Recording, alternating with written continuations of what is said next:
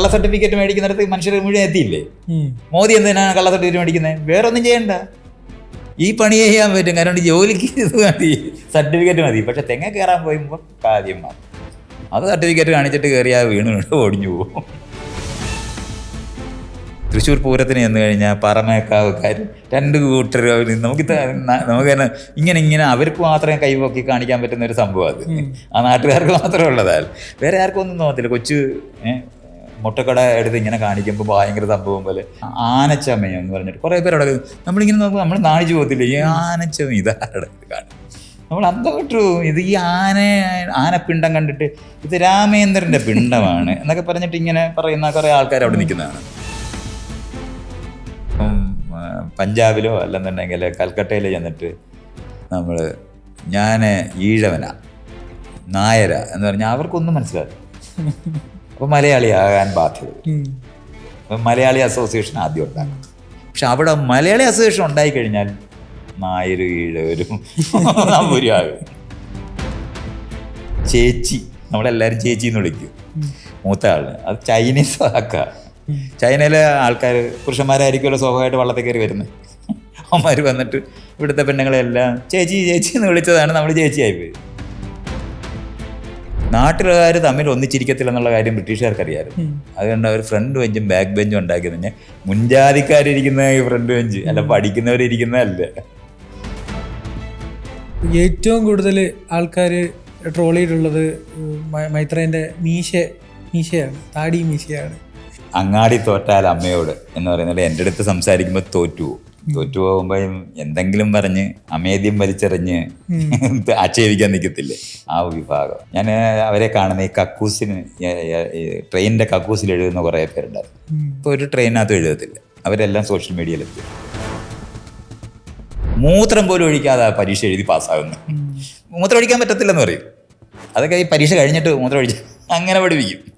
ഒരു അവധിക്കാലവും ഇല്ലാതെ ഗുരുവെണ്ണം പോലും ആസ്വദിക്കാൻ അനുഭവിക്കാതെ ദുരിതം പിടിച്ച കാരാഗ്രഹത്തിൽ വളർത്തി പുറത്ത് സ്കൂളെന്ന് പറയുന്ന കാരാഗ്രഹത്തിലിട്ട് നല്ലോണം തിരുമി ഉണ്ടാക്കിയ സാധനങ്ങളാണ് ഇപ്പം നിങ്ങൾ ഈ ഇരിക്കുന്ന 3 എണ്ണവും ഞാനിവിടെ ചേർന്ന് 4.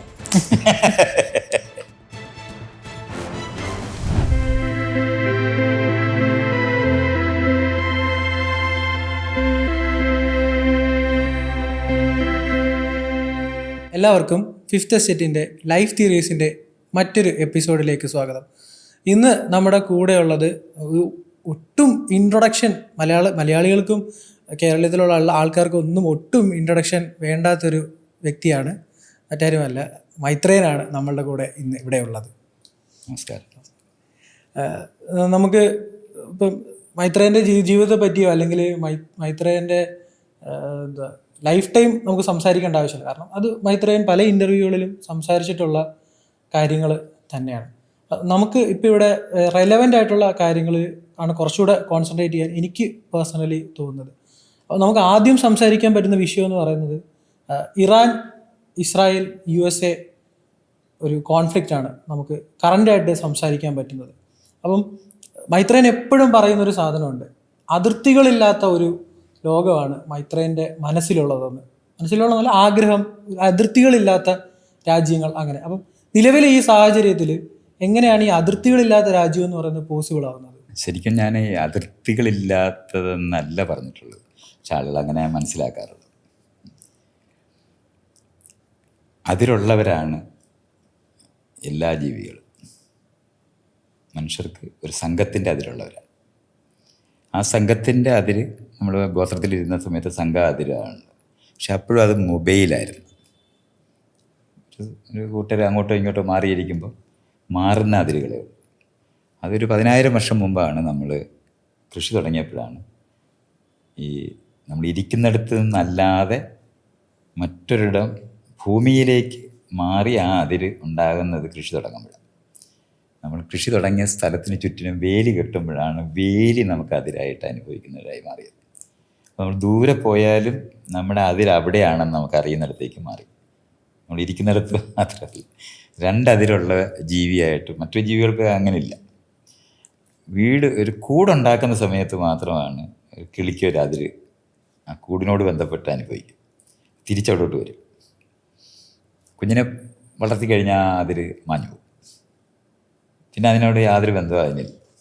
പക്ഷെ മനുഷ്യർ ഈ കൃഷി തുടങ്ങിയപ്പോഴാണ് ഈ അതിര് നമ്മൾ ഒരു വളരെ ഒരു 200 കിലോമീറ്റർ അപ്പുറത്തും ഇവിടുന്ന് ഫോൺ വിളിച്ചിട്ട് പറയാം നമ്മുടെ വേലി മാന്തി എന്നൊക്കെ പറഞ്ഞു കഴിഞ്ഞാൽ ഭയങ്കരമായിട്ട് നമ്മൾ അജിറ്റേറ്റഡ് ആകുന്ന അതിരനുഭവിക്കുന്നവരായി നമ്മൾ മാറിയിട്ടുണ്ടായിരുന്നു. അതങ്ങനെ ആ അതിര് വളർന്നാണ് ഒരു ഗ്രാമത്തിന് അതിരുണ്ടായി. കുറേ ആൾക്കാർ, ഒരു സംഘം ആയിരുന്നവർക്കാണ് ഗ്രാമത്തിൽ അതിരായി. ആ ഗ്രാമത്തിൻ്റെ അതിരാണ് പിന്നെ പിൽക്കാലത്ത് 2 ഗ്രാമത്തിനെ ചേർത്ത് ഒരു ഭരണ സംവിധാനത്തിന് കീഴിലേക്ക് ഒരു ഗ്രാമീണ വിഭാഗം മറ്റൊരെണ്ണത്തിനെ കീഴടക്കുന്ന യുക്തിക്കകത്തേക്ക് വരുമ്പോഴാണ് ആ അതിര് വലുതായത്. അപ്പോഴും ആ 2 കൂട്ടരും അവരുടേതായ ഒരു അതിരുണ്ടാകും അതിനകത്ത്. പക്ഷേ രണ്ടും കൂടെ ചേർന്നൊരു അതിരുണ്ടാകും. ഇപ്പോൾ നമ്മൾ തിരുക്കൊച്ചി എന്ന് കൊണ്ട് പറയുന്ന തരത്തിൽ 2 അതിരുള്ള അസ്തിത്വമുള്ള ആൾക്കാർ ഒരേ സമയത്ത് ഞാൻ തിരുവിതാംകൂറുകാരോട് എന്ന് ചോദിച്ചാൽ അവർ പറയും കൊച്ചി രാജാവിൻ്റെ പ്രജയാണോ ഞാൻ എന്ന് ചോദിക്കും. ഞാൻ 2ാം തരമാണോ എന്ന് ചോദിക്കും.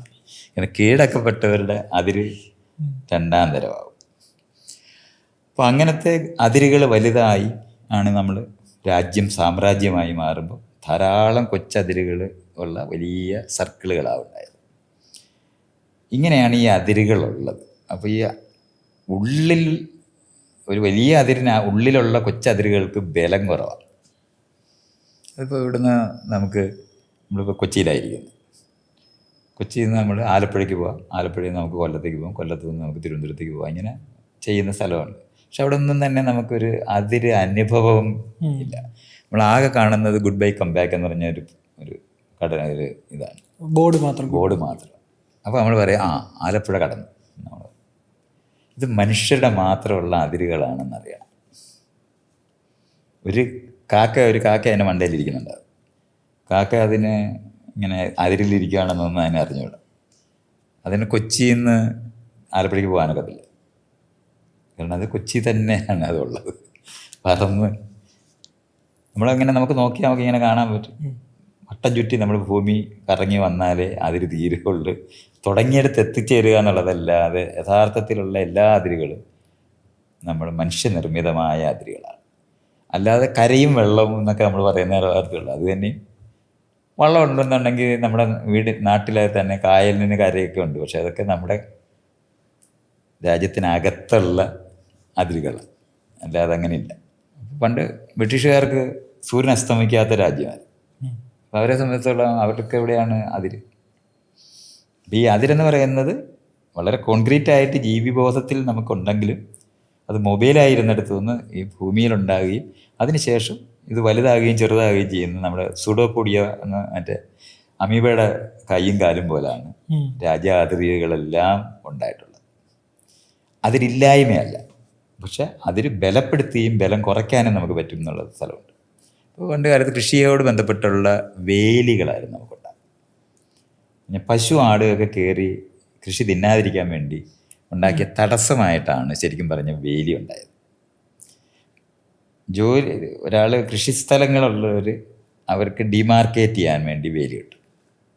അപ്പോഴാണ് വേലി അങ്ങോട്ട് മാന്തി എന്നൊക്കെ പറഞ്ഞിട്ടുള്ള ചെറിയ സംഘർഷങ്ങളൊക്കെ ഉണ്ടായിരുന്നത്. അപ്പോഴാണ് അളന്ന് നമ്മൾ അതിരിട്ട് കല്ലിട്ട് അതിര് ബലപ്പെടുത്തിയാണ് നമ്മൾ ആ അതിരുകളെല്ലാം ഉണ്ടായിട്ടുള്ളത്. ഇതിപ്പോൾ തിരുവിതാംകൂറിൽ ഉണ്ടായിരുന്ന ഒരു ഇതാണ് പമ്പ കടന്നു എന്ന് പറയുന്ന ഒരു സ്റ്റേറ്റ്മെൻറ്റ്.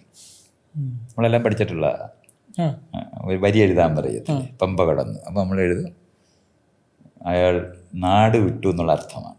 പക്ഷെ പമ്പ എന്ന് പറയുന്ന ആരുടെ അതിരാ? തിരുവിതാംകൂറുകാരുടെ അതിരാ. അല്ല, കൊച്ചിക്കാർക്ക് എന്താ പമ്പ കടന്നായിരുന്നു. പക്ഷെ അതിപ്പോൾ നമുക്ക് നാട്ടിൽ തിരുവിതാംകൂർ കൊച്ചിയും കൂടെ ഭരിച്ച് അതിനുശേഷം കേരളം ഉണ്ടായപ്പോഴും പമ്പ കടന്നു എന്നുള്ള വാക്ക് മലയാള ഭാഷയായിട്ട് ബന്ധപ്പെട്ട് തിരുവിതാംകൂറുള്ള രാജരാജവർമ്മ ചെയ്തു എന്നുള്ളതുകൊണ്ടാണ് പമ്പ കടന്നത് ഇങ്ങനെ പൊതുവായി മാറിപ്പോയത്. ഇതൊക്കെ നമ്മളിങ്ങനെ മനസ്സിലാക്കേണ്ടത്. ഈ അതിരെന്ന് നമ്മൾ പറയുന്നത് മനുഷ്യനിർമ്മിതമായ അതിരേ ഉള്ളൂ. അല്ലാതെ ഉള്ളത് ജീവബോധത്തിനകത്തുള്ള അതിരുണ്ട്. അതിപ്പോൾ നിങ്ങൾ അവിടെ ഇരിക്കുന്ന സമയത്ത് ഞാൻ സംസാരിച്ചുകൊണ്ടിരിക്കുമ്പോൾ ഇപ്പം നമ്മൾ ഇതിൻ്റെ ഒരു സൗകര്യത്തിന് ഇവിടെ ഇരിക്കുന്നെങ്കിൽ ഞാൻ അടുപ്പം കാണിക്കാൻ ഇയാൾ അടുത്തോട്ട് അങ്ങ് വന്ന് ഇയാളെ മുട്ടി, അത് കഴിഞ്ഞിട്ട് ഇയാളെ മടിയിലോട്ട് കാല് കൈപ്പൊക്കി വെക്കുക. അപ്പോൾ ഇയാൾക്ക് തോന്നുന്നു ഇത് എന്താ ഇയാൾ ഈ അതിര് കിടക്കുന്നതെന്ന്. അതേസമയത്ത് ഇയാൾക്ക് എന്നോട് പ്രണയം ഉണ്ടെന്ന് വെച്ചു. നമ്മുടെ പുരുഷന്മാർ പ്രണയിക്കുക എന്നുള്ള ചർച്ചയിലൊക്കെ ഇവന്മാർ പോകുന്നുണ്ടാവും. അതവിടെ നിൽക്കട്ടെ. പക്ഷെ പ്രണയമുള്ള ഒരാളാണെന്നുണ്ടെങ്കിൽ അങ്ങനെ ഇരിക്കുന്നതാണ് നമുക്കിഷ്ടം. അതിൽ കടന്നൊക്കെ ഇരിക്കണം, എന്നാലേ പ്രണയമാകത്തുള്ളൂ. അപ്പോൾ അതേ നമ്മുടെ കുഞ്ഞ് വരുമ്പോൾ നമ്മളെടുത്ത് മടിയിൽ വയ്ക്കും, അതിനെ അതിൽ കടത്തിയായിരുത്തുന്നു. കാലം നോക്കുമ്പോൾ നമ്മൾ പറയും നീ ഇനി താഴോട്ട് ഇറങ്ങി നിൽക്കുന്നത്. രണ്ട് വേദനിക്കുമ്പോൾ നമ്മൾ ആ അതിര് നമ്മൾ വീണ്ടും ഫോം ചെയ്യും. അപ്പം ഇങ്ങനത്തെ അതിരുകൾ മനുഷ്യർക്കുണ്ട്. അത് ആരെങ്കിലും പറയാതുള്ളതാണ്. ഒരു ജീവിയോട് ബന്ധപ്പെട്ട അതിരാണ്. അത് മനുഷ്യർക്ക് മാത്രമുള്ളതല്ല. ഉറുമ്പിനുണ്ടാവും. ജീവനുണ്ടോ അതിരുണ്ട്. അപ്പം ഞാൻ ജീവനെ ഡിഫൈൻ ചെയ്യുന്നത് തന്നെ അങ്ങനെയാണ്. അതിരില്ലാത്ത പ്രപഞ്ചത്തിനകത്ത് അതിര് അനുഭവത്തിനെയാണ് ജീവൻ എന്ന് പറയുന്നത്. ആലോചിച്ചാൽ മനസ്സിലാവും. അപ്പൊ ഇപ്പം അവിടെ ഇസ്രായേലിലൊക്കെ ഞാനവിടെ നമ്മളെ പോകണമെങ്കിൽ ഇതൊന്നും മനസ്സിലാക്കാതെ അവിടോട്ട് പോയിട്ട് കാര്യം. അതിങ്ങനെ ആളുകളെ എപ്പോഴും ഇങ്ങനെ സംസാരിക്കുമ്പോൾ എല്ലാവർക്കും എല്ലാം അറിയാമെന്ന് തോന്നും. കാരണം കഴിഞ്ഞ ദിവസം നമ്മുടെ അഖിൽമാരാർ ഒരു സ്റ്റേറ്റ്മെന്റ് പറഞ്ഞായിരുന്നു, അതിരുകളില്ലാത്ത ഒരു അതുകൊണ്ടാണ് അങ്ങനത്തെ സ്റ്റേറ്റ്മെന്റുകളെ പറ്റിയാണ് ഞാനിപ്പോൾ ഇന്നുള്ളത്. അതറിയാതെ അറിവുള്ള ആളുകൾ പറഞ്ഞെന്ന് പറഞ്ഞു കഴിഞ്ഞാൽ എങ്കിൽ പിന്നെ മൈത്രേയൻ വീടിന്റെ ചുറ്റും എന്തിനാ മതിൽ കിട്ടുന്നത്? അതേ പറഞ്ഞ ആ അറിവില്ലായ്മ ആൾക്കാർക്കുണ്ട്. അവർക്ക് അറിവുണ്ടെന്ന് അവർ വിചാരിക്കുന്നു എന്നുള്ളതേ ഉള്ളൂ. അതല്ലാതെ അങ്ങനെയില്ല, അങ്ങനത്തെ അറിവുകളില്ലാതെ കുട്ടിക്കാലം തൊട്ട് കേട്ട് വളർന്നത് ശരിയാണെന്ന് വിചാരിക്കുന്നതുകൊണ്ടാണ് അങ്ങനത്തെ കാര്യങ്ങളൊക്കെ പറയുന്നത്. വ്യക്തിപരമായിട്ട് എനിക്കൊരു വീട് പോലും ഇല്ലാത്ത ഒരാളായ കൊണ്ട് ഞാനത് എടുക്കുന്നില്ലെന്ന് പറഞ്ഞാൽ അതല്ലല്ലോ അയാൾ പറയുന്നത്. അതിനെ മറുപടി അങ്ങനെ പറഞ്ഞിട്ട് ഒരു കാര്യമില്ല. അപ്പം അത് നമ്മുടെ ഡിസ്കഷനകത്തുള്ളതല്ല. പിന്നെ അയാളൊക്കെ എനിക്ക് അറിഞ്ഞു പോലും കൂടാ. അതുകൊണ്ട് അയാളൊന്നും എൻ്റെ വിഷയത്തിലില്ല, എൻ്റെ ഡിസ്കഷനകത്തില്ല. They are nobody to me. അങ്ങനെ. അപ്പം അത് ആകെയുള്ളതെന്ന് പറഞ്ഞാൽ അതിരെന്ന് പറയുന്നത് നമ്മളിങ്ങനെ മനസ്സിലാക്കണം. മൊബൈലായ ഒരതിര് പുറത്തെ അതിരായി മാറുക എന്ന് പറയുന്നതാണ് മനുഷ്യ ചരിത്രത്തിലുണ്ടായ ഒരു സംഭവം. അത് കൃഷി ഉണ്ടായപ്പോൾ മാത്രം ഉണ്ടായതാണ് ആ അതിര്, അല്ലാതെ ഉള്ളതല്ല. കൃഷി സംരക്ഷിക്കാൻ വേണ്ടി അത് വലുതാക്കും നമ്മൾ. ഈ വരമ്പ് വെട്ടി അതിരുണ്ടാക്കുന്നത് അങ്ങനെയാണ് നമ്മൾ അതിരുണ്ടാക്കുന്നത്. കണ്ഠം, അതാണ് കണ്ഠമായത്. ഇങ്ങനെ മുറിച്ചു എന്നുള്ളതാണ്. കഷണം ഒക്കെ ആയത് നമ്മളാകുന്ന അങ്ങനെയാണ്. അപ്പോൾ നമ്മൾ പാടത്തിനതിരുണ്ടാകുന്നത് പോലെയല്ല, ഈ അതിരെൻ്റെ അതിരായി മാറുന്നതാണ് നമ്മുടെ വേലി. അപ്പോൾ അത് നമ്മൾ ഡിമാർക്കേറ്റ് ചെയ്യുന്നതാണ്. എന്താണ്, കടുവയൊക്കെ മൂത്രം ഒഴിച്ചു വയ്ക്കും മരങ്ങളിലല്ല. അതിന് ടെറിട്ടറി എന്നാണ് ഇംഗ്ലീഷിൽ പറയുന്നത്. ഒരതിര് അവർ വരച്ചു വയ്ക്കും. ഇവിടെ ഒരുത്തനുണ്ട് എന്ന് മറ്റ് മെയിലായ ആൾക്കാർ, ഫീമെയിലായ ആൾക്കാർക്ക് ഇൻവിറ്റേഷനും മെയിലായ ആൾക്കാർക്ക് ത്രെറ്റും ആയിട്ടാണ് ആ മൂത്രം ഒഴിക്കുന്നത്. പുരുഷന്മാർ മുഴുവൻ റോഡിലെല്ലാം മൂത്രം ഒഴിക്കത്തില്ല. അത് അതിൻ്റെ ശീലത്തിൽ നിന്ന് വരുന്നത്. അല്ല, തിരുത്തരിക്കും. അങ്ങനെ തമാശയായിട്ട് പറയാനല്ല ഞാൻ ചിരിക്കാൻ പറയുന്നതല്ല. സ്ത്രീകൾ നിരന്തരമായിട്ട് എല്ലായിടവും അങ്ങനെ മൂത്രം ഒഴിക്കാതിരിക്കും, പുരുഷന്മാരെല്ലായിടും ഒഴിക്കുകയും ചെയ്യുന്നത് നമ്മൾ ആ പെഡിഗിരി വരുന്നതുകൊണ്ടാണ്. ഒരു തെങ്ങ് കണ്ട മരം നിന്ന ആ മനുഷ്യമായിട്ട് മരത്തേലായിരിക്കും മൂത്രം ഒഴിക്കുന്നത്. എപ്പോഴും നമ്മൾ നോക്കിയാൽ മതി. അതൊരു മറവിൻ്റെ പ്രശ്നമല്ല, ഒരു അടയാളപ്പെടുത്തലുമായിട്ട് വന്നതാണ്. പിന്നെ നമുക്കതൊന്നും ഇന്ന് ആവശ്യമില്ലാതായതുകൊണ്ട് നമ്മൾ എന്തിനാണ് ഇത് ചെയ്യുന്നത് നമുക്ക് അറിഞ്ഞുകൂടാ. കാരണം മൂത്രത്തിൻ്റെ രോഗമുള്ളത് പുരുഷന്മാർക്ക് മാത്രമല്ലേ, സ്ത്രീകൾക്ക് അങ്ങനെ ഇല്ലല്ലോ. അവർ എവിടെയെങ്കിലും ചെന്നിട്ട് നമുക്ക് ഒരു മുറി കണ്ടെടുത്തിട്ട് അല്ലെങ്കിൽ മറവുള്ളടം നോക്കത്തില്ലേ. പുരുഷന്മാരങ്ങനെ നോക്കുന്നേ ഇല്ലല്ലോ. വണ്ടി അങ്ങോട്ട് നിർത്തി അപ്പം ഇറങ്ങി പോകുന്നത്. ഇത്രയും അധികം മൂത്രരോഗം എങ്ങനെ വന്നു എന്നുള്ളത് അതുകൊണ്ടല്ല, ഈ ഒഴിക്കാനുള്ള ടെൻഡൻസിയുടെ രൂപപ്പെട്ടു വന്ന ഒരു സാധനമാണത്. അതാണ് നമ്മൾ റെസ്ട്രിക്റ്റ് ചെയ്തിട്ട് എല്ലായിടവും ഒഴിക്കരുത് എന്ന് പഠിച്ച് നമ്മൾ ഇന്ന് ടോയ്ലറ്റിൽ ഒഴിക്കുന്നവരായി നമ്മൾ മാറുന്നത്. ഇപ്പോൾ നമ്മൾ പബ്ലിക്കായിട്ട് ചെയ്യുന്നത് അത്ര ശരി, എല്ലായിടം നോക്കാം, ആരും ഇല്ലെങ്കിലാണ് ചെയ്യുന്നതിനെ പറ്റിയൊക്കെ നമ്മളിപ്പോൾ ആലോചിക്കും. പണ്ട് അങ്ങനെ ആലോചിക്കാനൊക്കെ പറ്റില്ല. ഒരു കുഞ്ഞായിരിക്കുന്ന സമയത്ത് എല്ലായിടം ഒഴിക്കത്തില്ല. ട്രെയിനിങ് കൊണ്ടാണ് നമ്മളത് മാറുന്നത്. അപ്പോൾ അതുപോലെ പഠിച്ചാൽ മതി, മനസ്സിലാക്കി. പക്ഷേ ആണും പെണ്ണും തമ്മിലുള്ള വ്യത്യാസം പോലെ തന്നെയാണ് നമ്മൾ ഈ മനുഷ്യനെന്ന് പറയുന്നത് മറ്റ് ജീവികളും തമ്മിലുള്ള വ്യത്യാസങ്ങൾ ആരംഭിക്കുന്നത് കൃഷി ആരംഭിക്കുമ്പോഴാണ്. ശരീരവും അല്ലെങ്കിൽ ഒരു കൂട്ടം ആൾക്കാർ ഇരിക്കുന്നിടത്തു നിന്നുള്ള ആന്തരികമായി നമ്മൾക്ക് ഫീൽ ചെയ്യുന്ന അതിര്. ഒരു കിളി ഒരിടത്തിരിക്കുകയാണെങ്കിൽ നമ്മൾ അങ്ങോട്ട് ചെല്ലുവാണെങ്കിൽ അത് പറന്നു മാറും. കാരണം ഈ വരുന്ന ആൾ അതിന് ത്രെറ്റായിട്ട് മാറുന്നു, ആ അതിര് കടന്നിരിക്കുന്നു എന്ന് അതിൻ്റെ തിരിച്ചറിവ് കൊണ്ടാണ് അത് കുറച്ചുകൂടെ മാറി അങ്ങോട്ടിരിക്കും. വീണ്ടും നമ്മൾ നടന്നു ചെല്ലുമ്പോൾ വീണ്ടും കുറച്ചുകൂടെ മാറി അങ്ങോട്ടിരിക്കും. എപ്പോഴും നമ്മൾ ഇതെല്ലാം നമുക്ക് കാണാൻ പറ്റുന്നതാണ്. ആ സേഫ്റ്റി അനുഭവിക്കുന്ന അതിരനുഭവം ഇല്ലാതെ ഒരു ജീവിയില്ല. അതുകൊണ്ട് എല്ലാവർക്കും അതിലുണ്ടെന്നുള്ളതാണ്. അല്ല ഞാൻ ഇത് അതിരില്ലാത്ത ലോകത്തിനെ പറ്റി ഒന്നും അല്ലേ പറയുന്നത്. അതൊക്കെ ഇങ്ങനെ അറിയാത്തതുകൊണ്ടാണ് ഞാൻ ഈ പറയുന്ന വിഷയം ആളുകൾ മനസ്സിലാക്കാത്തത്. പക്ഷേ അതിന് നേർപ്പിക്കാൻ പറ്റുന്നു.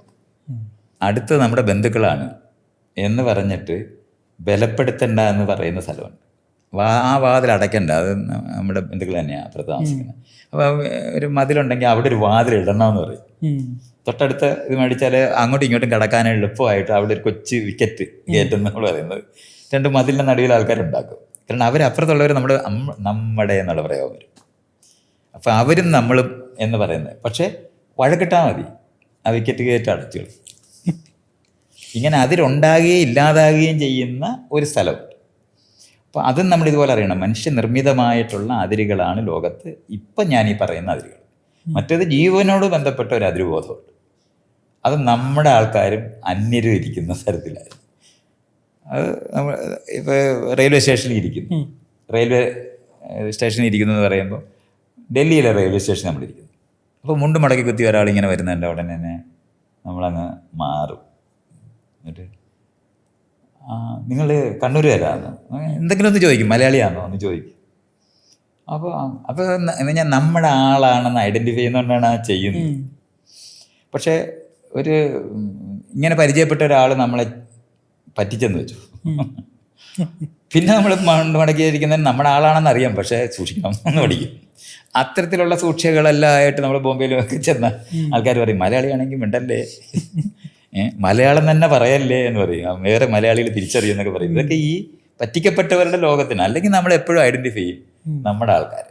ഈ നമ്മുടെ ആൾക്കാരെ ഐഡൻറ്റിഫൈ ചെയ്യുന്നതാണ് ഈ അതിരുകളെന്ന് പറയുന്നത്. ഈ ഗ്രാമത്തിനുള്ള അതിര് പോലെ രാജ്യത്തിനുള്ള അതിര് ഉണ്ടാക്കിയതെല്ലാം ആ സമയത്ത് നമുക്ക് എത്രത്തോളം ബലമുണ്ട് എന്നുള്ളതനുസരിച്ചിട്ടാണ് ഈ അതിര് വരുന്നത്. അങ്ങനെയാണ് രാജ്യം മാറി മഹാരാജ്യമായി, മഹാരാജ്യങ്ങൾ തമ്മിൽ ചേർന്ന് സാമ്രാജ്യങ്ങളായി. അപ്പോൾ അങ്ങനെയാണ് അതിരുകൾ വലുതാകുകയും ചെറുതാകുകയും ചെയ്തിരുന്നത്. അപ്പോൾ ഇതിനകത്തുള്ള കൊച്ചു കൊച്ചു അതിരുകളെല്ലാം മാഞ്ഞു പോകുക എന്ന് പറഞ്ഞാൽ അവിടെ ഡിമാർക്കേറ്റ് ചെയ്തിട്ടുണ്ടാകും, പക്ഷെ അതിന് അർത്ഥമില്ല. ഇപ്പോൾ കൊച്ചി കടന്നു എന്ന് ഇവിടെ ആരെങ്കിലും ഇവിടെ ഇരുന്നിട്ട് നമ്മൾ അന്യരാജ്യത്ത് പമ്പ കടന്നു എന്ന് പറഞ്ഞവരുടെ ലോകത്ത് നിന്ന് നമ്മൾ ആരെങ്കിലും അരുക്കുറ്റി ബസ്സിലിരിക്കുമ്പോൾ അടുത്ത അന്യദേശത്തേക്ക് കയറി എന്നുള്ള അനുഭവം ഇന്ന് നമുക്ക്. പക്ഷേ ഭാഷാപരമായ സംസ്ഥാനങ്ങളുണ്ടായതിന് ശേഷം വാളയാറ് കടക്കുമ്പോൾ നമ്മൾ തമിഴ്നാട്ടിൽ കയറിയെന്ന് നമ്മളറിയും. അവിടെ ചെക്ക് പോസ്റ്റ് കൊണ്ട് അവിടെ എഴുതി വയ്ക്കും, ഗുഡ് ബൈ കം ബാക്കിൻ്റെ കൂടെ Tamil Nadu, you are entering Tamil Nadu എന്ന് അവിടെ ഉണ്ടാവും. അങ്ങനത്തെ അതിര് അപ്പോഴും നമുക്ക് വേറൊന്നും ചെയ്യേണ്ട കാര്യം, നടന്നു പോരാന്നെങ്കിൽ ശ്രദ്ധിക്കുന്നേ ഉണ്ടാകത്തില്ല. കാറ് പോകാൻ വല്ല സെസ്സൊക്കെ അടയ്ക്കേണ്ട, കാശടയ്ക്കേണ്ട കാര്യങ്ങളൊക്കെ ഉണ്ടെന്നുണ്ടെങ്കിൽ അത് ചെയ്യേണ്ടി വരും. ഇതൊക്കെ നമുക്ക് ഇങ്ങനെ കാണാൻ പറ്റും. അപ്പോൾ അത് ആ നിലവാരത്തിലുള്ള ഭരണപരമായ കാരണങ്ങൾ കൊണ്ട് മാത്രം എന്ന് പറഞ്ഞാൽ കൊച്ചിയും ആലപ്പുഴയും പോലെ ഉള്ള ഭരണപരമായ കാരണങ്ങൾ കൊണ്ട് മാത്രമുള്ള ക്രമീകരണങ്ങളാണ് അത്. അതല്ലാതെ യഥാർത്ഥത്തിൽ പണ്ട് മനുഷ്യർ മനസ്സിലാക്കുന്ന അതിലല്ല. ഇത് തമിഴ്നാടിന് കീഴിലുള്ളതാണ്. അതുകൊണ്ട് റോഡ് ഇവിടെ വരെ നമ്മൾ പണിയത്തുള്ളൂ. അപ്പോൾ നമുക്ക് കാണാം, കറക്റ്റ് ഡിമാർക്കേറ്റ് ചെയ്തിട്ടില്ലാത്ത രണ്ട് സൈഡിൽ നല്ല റോഡ് വന്ന് രണ്ടിടത്തും കുറച്ച് കട്ടറുകായിട്ട് കിടക്കുന്നതാണ്. അത് കഴിഞ്ഞ് പിന്നെ നല്ല റോഡ് വരും. ഈ ആ കിടക്കുന്നത് ഇന്നും നമ്മൾ റിസോൾവ് ചെയ്തിട്ടില്ലാത്ത, അതിൽ വരച്ചിട്ടില്ലാത്തത് കൊണ്ടാണ് അതങ്ങനെ കിടക്കുന്നത്. അപ്പോൾ ഇതൊക്കെ നമ്മൾ അങ്ങനെ മനസ്സിലാക്കണം. അങ്ങനെ ദുർബലപ്പെട്ട റോഡും ദുർബലപ്പെട്ട അതിരുമായിട്ട് അതവിടെ നിൽക്കുന്നുണ്ടാവും. ഇത് ഭാഷകൾക്ക് കൊണ്ടുവന്നിട്ടുള്ള ഒരു അതിരുബോധമാണ്. അത് പണ്ട് രാജ്യത്തിന് ഭാഷാപരമായിട്ട് രാജ്യം നിലനിന്നിട്ടില്ലായിരുന്നു. രാജാക്കന്മാരുടെ കാലത്ത് അവരാരെയും പിടിക്കും, എവിടെയും കയറും. ഇന്നിപ്പം നമ്മളങ്ങനല്ല. ഇവിടെ വരെയാണ് മലയാളം ഇവിടെ സംസാരിക്കുന്നതെന്ന് അറിയുന്ന കാരണം കൊണ്ടുണ്ടായിട്ടുള്ള അതിനൊരു നാച്ചുറൽ ബൗണ്ടറി എന്ന് തോന്നുന്ന നിലവാരത്തിൽ. അപ്പോഴും നമുക്കറിയാം, ബെരിയെടുക്കാലോ അല്ലെങ്കിൽ ബന്ധെടുക്കാലോ ഒക്കെ അല്ലെന്നുണ്ടെങ്കിൽ കളിക്കവളയിലോ ചെന്ന് കഴിഞ്ഞാൽ തമിഴും മലയാളം ഒരുപോലെ അറിയുന്നുണ്ട്. അവിടെ എഴുതി വയ്ക്കുന്നതിനകത്ത് നമുക്കിത് രണ്ടും കാണാൻ പറ്റും. കന്യാകുമാരി ജില്ലയിൽ മലയാളവും അല്ല തമിഴും അല്ല എന്നുള്ള രീതിയിൽ. അതുകൊണ്ടാണ് അതൊക്കെ മനസ്സിലാക്കേണ്ടത്. അപ്പോൾ നമ്മളിത് പാലക്കാട് ചെല്ലുമ്പോഴും നമ്മളിത് അനുഭവിക്കും, കാസർഗോഡ് ചെല്ലുമ്പോഴും നമ്മളത് അനുഭവിക്കും. മഞ്ചേശ്വരം അങ്ങോട്ട് കടന്നു കഴിയുമ്പോൾ ഉപ്പള ഇവിടെയൊക്കെ അങ്ങോട്ട് എത്തിക്കഴിഞ്ഞാൽ കന്നഡയും പറയുന്നുണ്ടാവും, മലയാളം പറയുന്നുണ്ട്. അവിടെ കറക്റ്റായിട്ട് ഡിമാർക്കേറ്റ് ചെയ്യാൻ പറ്റത്തില്ല. ഈ രണ്ട് കൂട്ടരും അവിടെ ഉണ്ടാവും, രണ്ട് ഭാഷയും സംസാരിക്കുന്നത്. ഇത് കലർന്ന് നിൽക്കും. ഒരു സമയത്ത് കാസർഗോഡ് കർണാടകത്തിന് ചേർക്കണമെന്ന് പറഞ്ഞിട്ട് അവർ ആവശ്യപ്പെടുന്നുണ്ട്. അപ്പോൾ അതൊക്കെ അന്ന് എനിക്ക് പ്രിഡിഗ്രിക്ക് പഠിക്കുമ്പോഴാണ് കണ്ടത്. ഞാനിങ്ങനെ മുദ്രാവാക്യം വിളിച്ച് ഓർക്കുന്നുണ്ട്, കാസർഗോഡ് ഞങ്ങളുടെ ആത്മാവാണെന്നൊക്കെ പറഞ്ഞ് ഞാനൊക്കെ അന്ന് നമ്മൾ കുട്ടികളായിരുന്ന സമയത്ത് അന്ന് ഇങ്ങനെ കാസർഗോഡ് പണ്ട് തമിഴ്നാടിന് കന്യാകുമാരി കൊടുത്തതോടെ അതിൻ്റെ പ്രശ്നം നിൽക്കുമ്പോഴാണ് ഇതൊക്കെ. അപ്പം ഇതൊക്കെ നമ്മളിങ്ങനെ മനസ്സിലാക്കിയാൽ മതി. ഉണ്ടാകുകയും ഇല്ലാതാകുകയും ചെയ്യുന്ന ഭരണപരമായിട്ടുള്ള ആവശ്യങ്ങളുണ്ട്. ഭാഷയുടെ അതിരുകൾ ആരും പറയാതെ രൂപപ്പെടുന്ന അതിരുകളാണ്. പക്ഷെ എഴുതി വയ്ക്കുന്ന അതിരുകൾ അങ്ങനെയല്ല, അത് രൂപപ്പെടുത്തി മനുഷ്യർ വളരെ കൃത്യമായിട്ട് ചെയ്യുന്നത്. അങ്ങനെ ഉണ്ടായ അതിരുകൾ ബലപ്പെടുത്തി നിർത്തുകയും ദുർബലപ്പെടുത്താനും നമുക്ക് ഒരേപോലെ കഴിയും. കൊച്ചിയിലാണല്ലോ നമ്മൾ പിരിയുന്നത്. കുറേ നാൾ കഴിഞ്ഞാൽ നമുക്ക് ഗ്രേറ്റർ കൊച്ചിൻ എന്ന് പറഞ്ഞിട്ടുള്ളൊരു സംഭവം. ഞാൻ ഇവിടുത്തെ മുനിസിപ്പാലിറ്റികൾ വളർന്ന കോർപ്പറേഷൻ പഞ്ചായത്തുകൾ വളർന്ന മുനിസിപ്പാലിറ്റികളാകും. അപ്പോൾ ഈ പറയുന്ന നിലവാരത്തിലുള്ള അഡ്മിനിസ്ട്രേഷൻ, അവിടെയാണ് ക്രമീകരണത്തിന് ആവശ്യമായിട്ടുള്ള സൗകര്യത്തിന് വേണ്ടി നമ്മൾ ഉണ്ടാക്കുന്ന അതിരുകളുണ്ട്.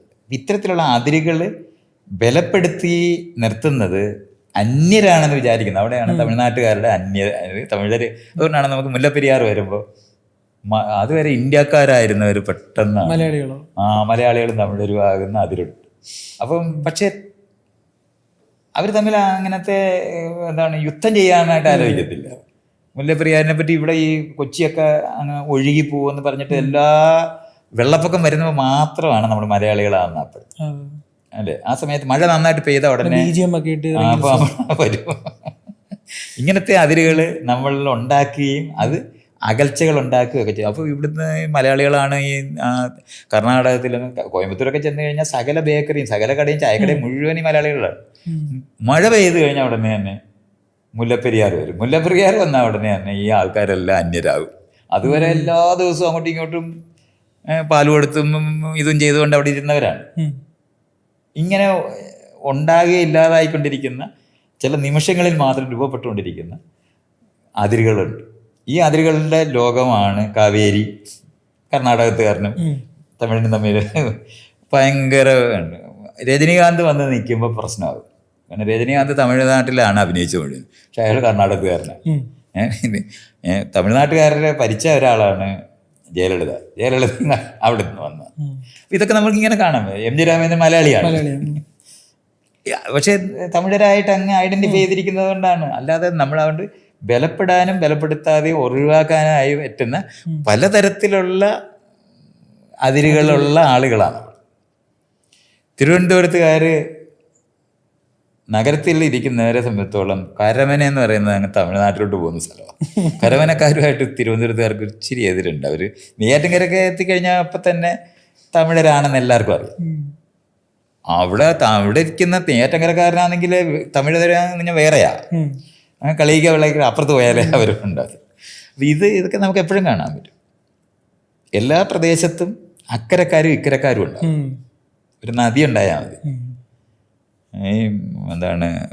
തൃശ്ശൂർ പൂരത്തിന് ചെന്ന് കഴിഞ്ഞാൽ പറമേക്കാവുകാർ രണ്ട് കൂട്ടർ നമുക്ക് തന്നെ ഇങ്ങനെ അവർക്ക് മാത്രമേ കൈപോക്കി കാണിക്കാൻ പറ്റുന്ന ഒരു സംഭവം. അത് ആ നാട്ടുകാർക്ക് മാത്രമേ ഉള്ളതാണ്, വേറെ ആർക്കും ഒന്നും തോന്നത്തില്ല. കൊച്ചു മുട്ടക്കട എടുത്ത് ഇങ്ങനെ കാണിക്കുമ്പോൾ ഭയങ്കര സംഭവം പോലെ എല്ലാവരും കൂടെ അവിടെ നിൽക്കുന്നത് അത് അവിടുത്തെ സംസ്കാരം കൊണ്ട് മാത്രം ചെയ്യാൻ പറ്റുന്ന ഒരു കാര്യമല്ലേ. ഞാൻ ആദ്യമായിട്ട് ഈ കുട പൊക്കും. അപ്പോൾ ഞാൻ വിചാരിക്കുന്നതിന് ആനയുടെ പുറത്തൂടെ കാണുമ്പോൾ സമ്മർ സോൾട്ട് അടിച്ച് ഇവർ അപ്പുറത്തോട്ട് കടന്നിട്ട് കുട പൊക്കുന്നതൊക്കെ വല്ലതായിരിക്കും. വല്ല 1ാം ക്ലാസ്സിൽ പഠിക്കുന്നവർക്കൊക്കെ കാണാം തൃശ്ശൂർ പൂരം. വേറെ ആർക്കും അത് കാണാനൊക്കത്തില്ല, കാരണം നാണക്കേട് തോന്നും. അതുകൊണ്ട് ഒരു കൾച്ചറലായിട്ട് വേറെ ഒരു സാധനം അവിടെ ഇല്ല. ആകെ ഈ ചണ്ടയടിയാണ് ആകെ നമ്മൾ കേട്ടാൽ എടുക്കാനൊക്കെ. ബാക്കി മുഴുവൻ നമ്മൾ അന്തം വിട്ടു. നമ്മളിവിടെ ഈ അന്നാ കരിനീനെ പറഞ്ഞിട്ടുള്ള കഥാപ്രസംഗക്കാരാണ് നമുക്കുള്ളത്. തൃശ്ശൂർ പൂരത്തിന് പോയി എന്തുവാ കാണുന്നേ? ഇങ്ങനെ നടക്കുമ്പോൾ കാണാം ആനച്ചമയം എന്ന് പറഞ്ഞിട്ട് കുറേ പേര് അവിടെ. നമ്മളിങ്ങനെ നോക്കുമ്പോൾ നമ്മൾ നാണിച്ചു പോകത്തില്ല. ഈ ആനച്ചമയം ഇതാരുടെ ഇത് കാണുന്നത്? നമ്മൾ അന്തം വിട്ടു. ഇത് ഈ ആനപ്പിണ്ടം കണ്ടിട്ട് ഇത് രാമേന്ദ്രൻ്റെ പിണ്ടമാണ് എന്നൊക്കെ പറഞ്ഞിട്ട് ഇങ്ങനെ പറയുന്ന കുറേ ആൾക്കാർ അവിടെ നിൽക്കുന്നതാണ്. നമ്മളിങ്ങനെ വിഷമിക്കും. കാരണം നമുക്ക് ഈ ആന എന്ന് പറയുന്നത് പണ്ടങ്ങാണ്ട് കാട്ടിലെ തടി തേവരുടെ ആന എന്ന് പറയുന്ന ഒരു സ്റ്റേറ്റ്മെന്റിലാണ് നമുക്ക് ആനയെ അറിയാവുന്നത്. അല്ലാതെ ഇവർക്കറിയാവുന്ന ഈ ആനയെ നമുക്ക് അറിഞ്ഞൂടാ. ഇതുപോലുള്ള ഭയങ്കര സാംസ്കാരികമായ സാധനമാണെന്നാണ് അവർ വെക്കുന്നത്. എന്നിട്ട് ഈ പടക്കം പൊട്ടിക്കുന്ന വെടിവെക്കുക എന്ന് പറയുന്നത് വീണ്ടും ഈ കുട്ടിക്കാലമാണ്, ഒരു സമൂഹത്തിന്റെ കുട്ടിക്കാലമാണ് തിരുസൂർ. റിലീവ് ചെയ്യാൻ നോക്കുന്നതാണ്. അല്ല, അതാണ് ഈ ഈ പടക്കവും പൂത്തിരിയൊക്കെ കാണുന്നത്, വെടി പൊടിക്കുന്നതൊക്കെ കാണുക. അതേ സമയത്ത് സാംബശിവന്റെ കഥാപ്രസംഗം കേൾക്കാനാണ് നമ്മൾ ഉത്സവത്തിന് പോയിട്ടുള്ളത്. Anna Karenina, Shakespeare, Romeo and Juliet, ഇതൊക്കെ നമ്മൾ ഈ ഇവിടുത്തെ അതിനു മുമ്പ് നമ്മൾ കേട്ടോണ്ടിരുന്നത് എന്താണ്? രാമചന്ദ്രൻ അങ്ങോട്ട് പോയതും ഇങ്ങോട്ട് പോയതും ലങ്കയിൽ പോയതും ഒക്കെയുള്ള കഥയാണ് ഹരികഥ എന്ന് പറഞ്ഞ് കേട്ടിട്ടുള്ളത്. അവിടെയാണ് ഈ കഥാപ്രസംഗം വന്ന് ലോകം മാറിപ്പോയില്ലേ, നമ്മുടെ മലയാളികളുടെ ലോകം മാറിപ്പോയതാണ്. തൃശ്ശൂരുകാർ ഇതുവരെ കേട്ടിട്ടില്ല ഇങ്ങനെ അന്ന കരീന ഉണ്ടെന്ന് അവർക്ക് അറിഞ്ഞൂടെ, കേട്ടിട്ടില്ല. അവർ ഈ ആനയുടെ പിണ്ടമാണ് കാണുന്നത്. അപ്പോൾ അത് കാരണം കൊണ്ട് നമുക്ക് അവിടെ പോയി ഇതുപോലെ ഭയങ്കര സാംസ്കാരിക തലസ്ഥാനം എന്നൊക്കെ പറഞ്ഞ് ഞാൻ അവിടെ പോയിട്ട് ഞാൻ ആകെ വിഷമം. 3 കൊല്ലം ഞാൻ താമസിച്ചായിരുന്നു. എനിക്ക് ഇങ്ങനെ ഞാനിപ്പോൾ ഇവരോട് എങ്ങനെ ഐഡന്റിഫൈ ചെയ്യണമെന്ന് അറിഞ്ഞൂടാത്ത വരുന്നത്. ഇതാണ് ഒരു അതിര് ആന്തരികമായി നമ്മൾ അനുഭവിക്കുന്ന. ആ റൗണ്ടിനകത്തുള്ള 2 അതിരുകൾ, ആ 2 അതിരുകളാണ് സാംസ്കാരികമായ. നമ്മൾക്ക് വടക്കേ തെക്കൻ കേരളത്തിൽ നിന്ന് ചെല്ലുമ്പോൾ നമ്മൾ ഈ ഉത്സവം എന്ന് പറയുന്നതിനകത്ത് എനിക്കൊന്ന് സുകുമാരഴിക്കോട് അവിടെ താമസിച്ചിട്ടുണ്ടെങ്കിലും ആ ക്ഷേത്രത്തിൽ പ്രസംഗിച്ചിട്ടുണ്ടാകത്തില്ല. അങ്ങനെ ഒരു സംഭവം ഉണ്ടോ അവിടെ? ഞാൻ കേട്ടിട്ടില്ല. ഈ തൃശ്ശൂർ പൂരത്തിനോട് ബന്ധപ്പെട്ട് സുകുമാരഴിക്കോട് അവിടെ തന്നെ താമസിക്കുന്ന ആളല്ലേ തൃശ്ശൂർ, അയാൾ അവിടെ പ്രസംഗിക്കണ്ടേ? അത് നമുക്ക് ഇവിടെ എല്ലാം വൈകുന്നേരം പാട്ട് കച്ചേരി തുടങ്ങുന്നതിന് മുമ്പ് കുറച്ച് പ്രസംഗക്കാർ ഇതുപോലെ ഇവരെല്ലാം ഈ അമ്പലത്തിലെല്ലാം പ്രസംഗിച്ചിട്ടുള്ളവരെ. പക്ഷെ അവർ പ്രസംഗിക്കുന്നത് എന്താണ്? ലോകത്തിനെ പറ്റിയായിരുന്നു. മനുഷ്യരെ പറ്റി, മനുഷ്യരുടെ ജീവിതത്തിനെ പറ്റിയൊക്കെ പ്രസംഗിക്കുന്നവരുണ്ട്. അവരൊക്കെ പ്രസംഗിക്കുന്നത് കഴിഞ്ഞിട്ടാണ് ഈ സാംബശിവന്റെ കഥാപ്രസംഗം. അതെന്ന് പറഞ്ഞാൽ നമ്മൾ വേറെ ലോകത്തെത്തിക്കത്തില്ല. ഈ തരത്തിലുള്ള സാധനങ്ങളെല്ലാം ഈ സാംസ്കാരികമായിട്ടുള്ള ഇത്തരത്തിലുള്ള അതിരുകളൊക്കെ ആന്തരികമായി നമ്മളിലുണ്ടാവും. ഇങ്ങനെയാണ് പലതരത്തിലെ അതിരുകളുണ്ട്. ഈ അതിരുകളെ യോജിപ്പിച്ചിട്ടാണ് നമ്മൾ ഒരു ഭാഷയോടോ അല്ലെന്നുണ്ടെങ്കിൽ ബലം കൊണ്ട് പണ്ട് രാജാക്കന്മാർ ചെയ്തിരുന്ന അതിരുകളാണ് ഉണ്ടാക്കിയിരുന്നത്. അല്ലാതെ നമ്മൾ ഈ വിചാരിക്കുന്ന പോലെ എന്തോ ഇവിടെ ഉള്ള സാധനം. കിഴക്കേ കോട്ട എന്ന് പറഞ്ഞിട്ട് സ്ഥലമില്ല അവിടെ. അതിലവിടെ ഇപ്പോൾ ഓട്ടോറിക്ഷയല്ലേ ഓടുന്നത്. അവിടെ ഒരു കുന്തം പിടിച്ചെടുത്ത് നിന്നിട്ടുണ്ടാവില്ല. ആരെവിടെ എന്ന് പറയത്തില്ലേ? ഇന്ന് ആരെങ്കിലും അവിടെ നിന്നിട്ട് ആരെവിടെ എന്ന് പറഞ്ഞാൽ നമ്മളെല്ലാം ചിരിച്ചു പോകത്തില്ലേ? അത്ര ഞാൻ കടക്കാൻ പറ്റാത്ത സ്ഥലമായിരുന്നു. കോട്ടയ്ക്കകം ജോ എന്ന് പറഞ്ഞു പോകത്തില്ല. വർഷത്തിലൊരിക്കൽ തുറന്നു കൊട്ടയ്ക്കകം എന്ന് പറഞ്ഞു. ഇതുപോലുള്ള അസംബന്ധം പിടിച്ചിട്ടുള്ള സാധനങ്ങളൊക്കെ നമ്മളിങ്ങനെ തുടരുന്നു എന്നുള്ളതല്ലാതെ അതിന് ആ ലെവലിൽ മീനിങ് ഒന്നുമില്ല.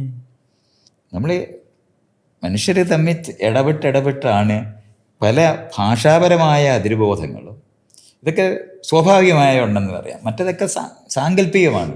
ആലപ്പുഴ ജില്ല എന്ന് പറയുന്നത് സാങ്കല്പികമല്ല. അല്ല, ലോകത്ത് വേറെ ഒരു ജീവിക്കും ഇല്ലത്. നമുക്ക് ആർക്കും അറിഞ്ഞുകൂടാ. ഇനി അത് കഴിഞ്ഞിട്ട് ഈ കേരളത്തിൻ്റെ അതിരെന്ന് പറഞ്ഞാൽ കാട്ടി ചെന്നിട്ട് നമ്മൾ ഇങ്ങനെ നോക്കി നടന്നാൽ എവിടെയെങ്കിലും കിട്ടുമോ?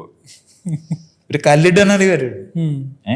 അവിടുത്തെ വലിയ ഒരു തുറു പോലത്തെ ഒരു കല്ലുണ്ട്, അത് വെച്ച് കെട്ടിയിട്ടാണ് അവർ അതിരുണ്ടാക്കുന്നത്. അങ്ങനെ ഉണ്ടാക്കുന്ന ഡിമാർക്കേറ്റ് ചെയ്യാതെ ഒരു അതിരും ലോകത്തില്ല. അല്ല, ഇയാൾ നടന്ന ഭൂമിക്ക് വട്ടം ചുറ്റി ഇവിടെ എത്താമെന്നുള്ളതല്ലാതെ ഈ കൊച്ചിയുടെ അതിര് കണ്ടുപിടിക്കാൻ പോയതാ നമ്മൾ. രക്ഷയില്ല. എല്ലാ ജീവികൾക്കും ഇതറിയാം. അവർക്ക് ഇങ്ങനെ ഒരു അതിര് അനുഭവിക്കത്തേയില്ല. അതുകൊണ്ടാണ് സൈബീരിയയിലുള്ള കിളിക്കെല്ലാം കൂടെ ഉഷ്ണം വരുമ്പോൾ ഇങ്ങോട്ട് വരും, അവിടെ ഐസ് കൂടുമ്പോൾ ഇങ്ങോട്ട് വരും. ഇതിങ്ങനെ അങ്ങോട്ടും ഇങ്ങോട്ടും അവർക്ക് മൈഗ്രേറ്റ് ചെയ്യാൻ പറ്റും, മനുഷ്യർക്ക് പോകാൻ പറ്റത്തില്ല. അതായത് മനുഷ്യരുടെ സങ്കല്പത്തിൽ അതിരുണ്ടായിപ്പോയതുകൊണ്ട്. അപ്പോൾ സാങ്കല്പികമായി രൂപപ്പെടുത്തിയ അതിരുകൾ കാരണമാണ് ഇന്ന് നമ്മൾ യുദ്ധം ചെയ്യുന്നത്. നമ്മളറിയണം, സാങ്കല്പികമായ അത് സ്യൂഡോപോഡിയ പോലെ വലുതാകുകയും ചെറുതാകുകയും ചെയ്യുന്ന അതിരുവാണ്. 47 മുമ്പ് പഞ്ചാബിലുള്ളവർക്ക് ആർക്കും പാകിസ്ഥാനിൽ പോകാൻ ഒരുപാടുമില്ല, പാകിസ്ഥാനില്ല. ഇപ്പൊ ഭയങ്കര അവിടെ കിടന്ന് ചാകുക, വെട്ടിച്ചാകുകയാണ്. സാങ്കല്പികമായ അതിരാണ്. അല്ലെന്നുണ്ടെങ്കിൽ പണ്ട് ഭാരതം എന്ന് പറഞ്ഞിരുന്നത് ഇന്ന് നമ്മൾ അഫ്ഗാനിസ്ഥാൻ എന്ന് വിളിക്കുന്ന സ്ഥലം തൊട്ട് ഗംഗാ സമതലം വരെയുള്ളതാണ്. നമ്മളാരും ആ ഭാരതത്തിൽ ഒരു കാലത്ത് എത്തിയിട്ടേ ഇല്ല. ഈ തെക്കേ ഇന്ത്യ എന്ന് പറയുന്നതിനകത്ത് ഹർഷനില്ല, അശോകനില്ല, അക്ബറില്ല. ഇവരാരുടെയും സാമ്രാജ്യത്തിനകത്ത് നമ്മളുണ്ടായിരുന്നില്ല. അപ്പൊ ഈ ഇന്ത്യ എന്ന് പറയുന്നത് ഇങ്ങനെ മേല് കീഴ് ഇങ്ങനെ കിടക്കുന്ന ഒരു സാധനമാണെന്ന് പറയുന്നത് ബ്രിട്ടീഷുകാർ വിട്ടിട്ട് പോയപ്പോൾ ഉള്ളതാണ്.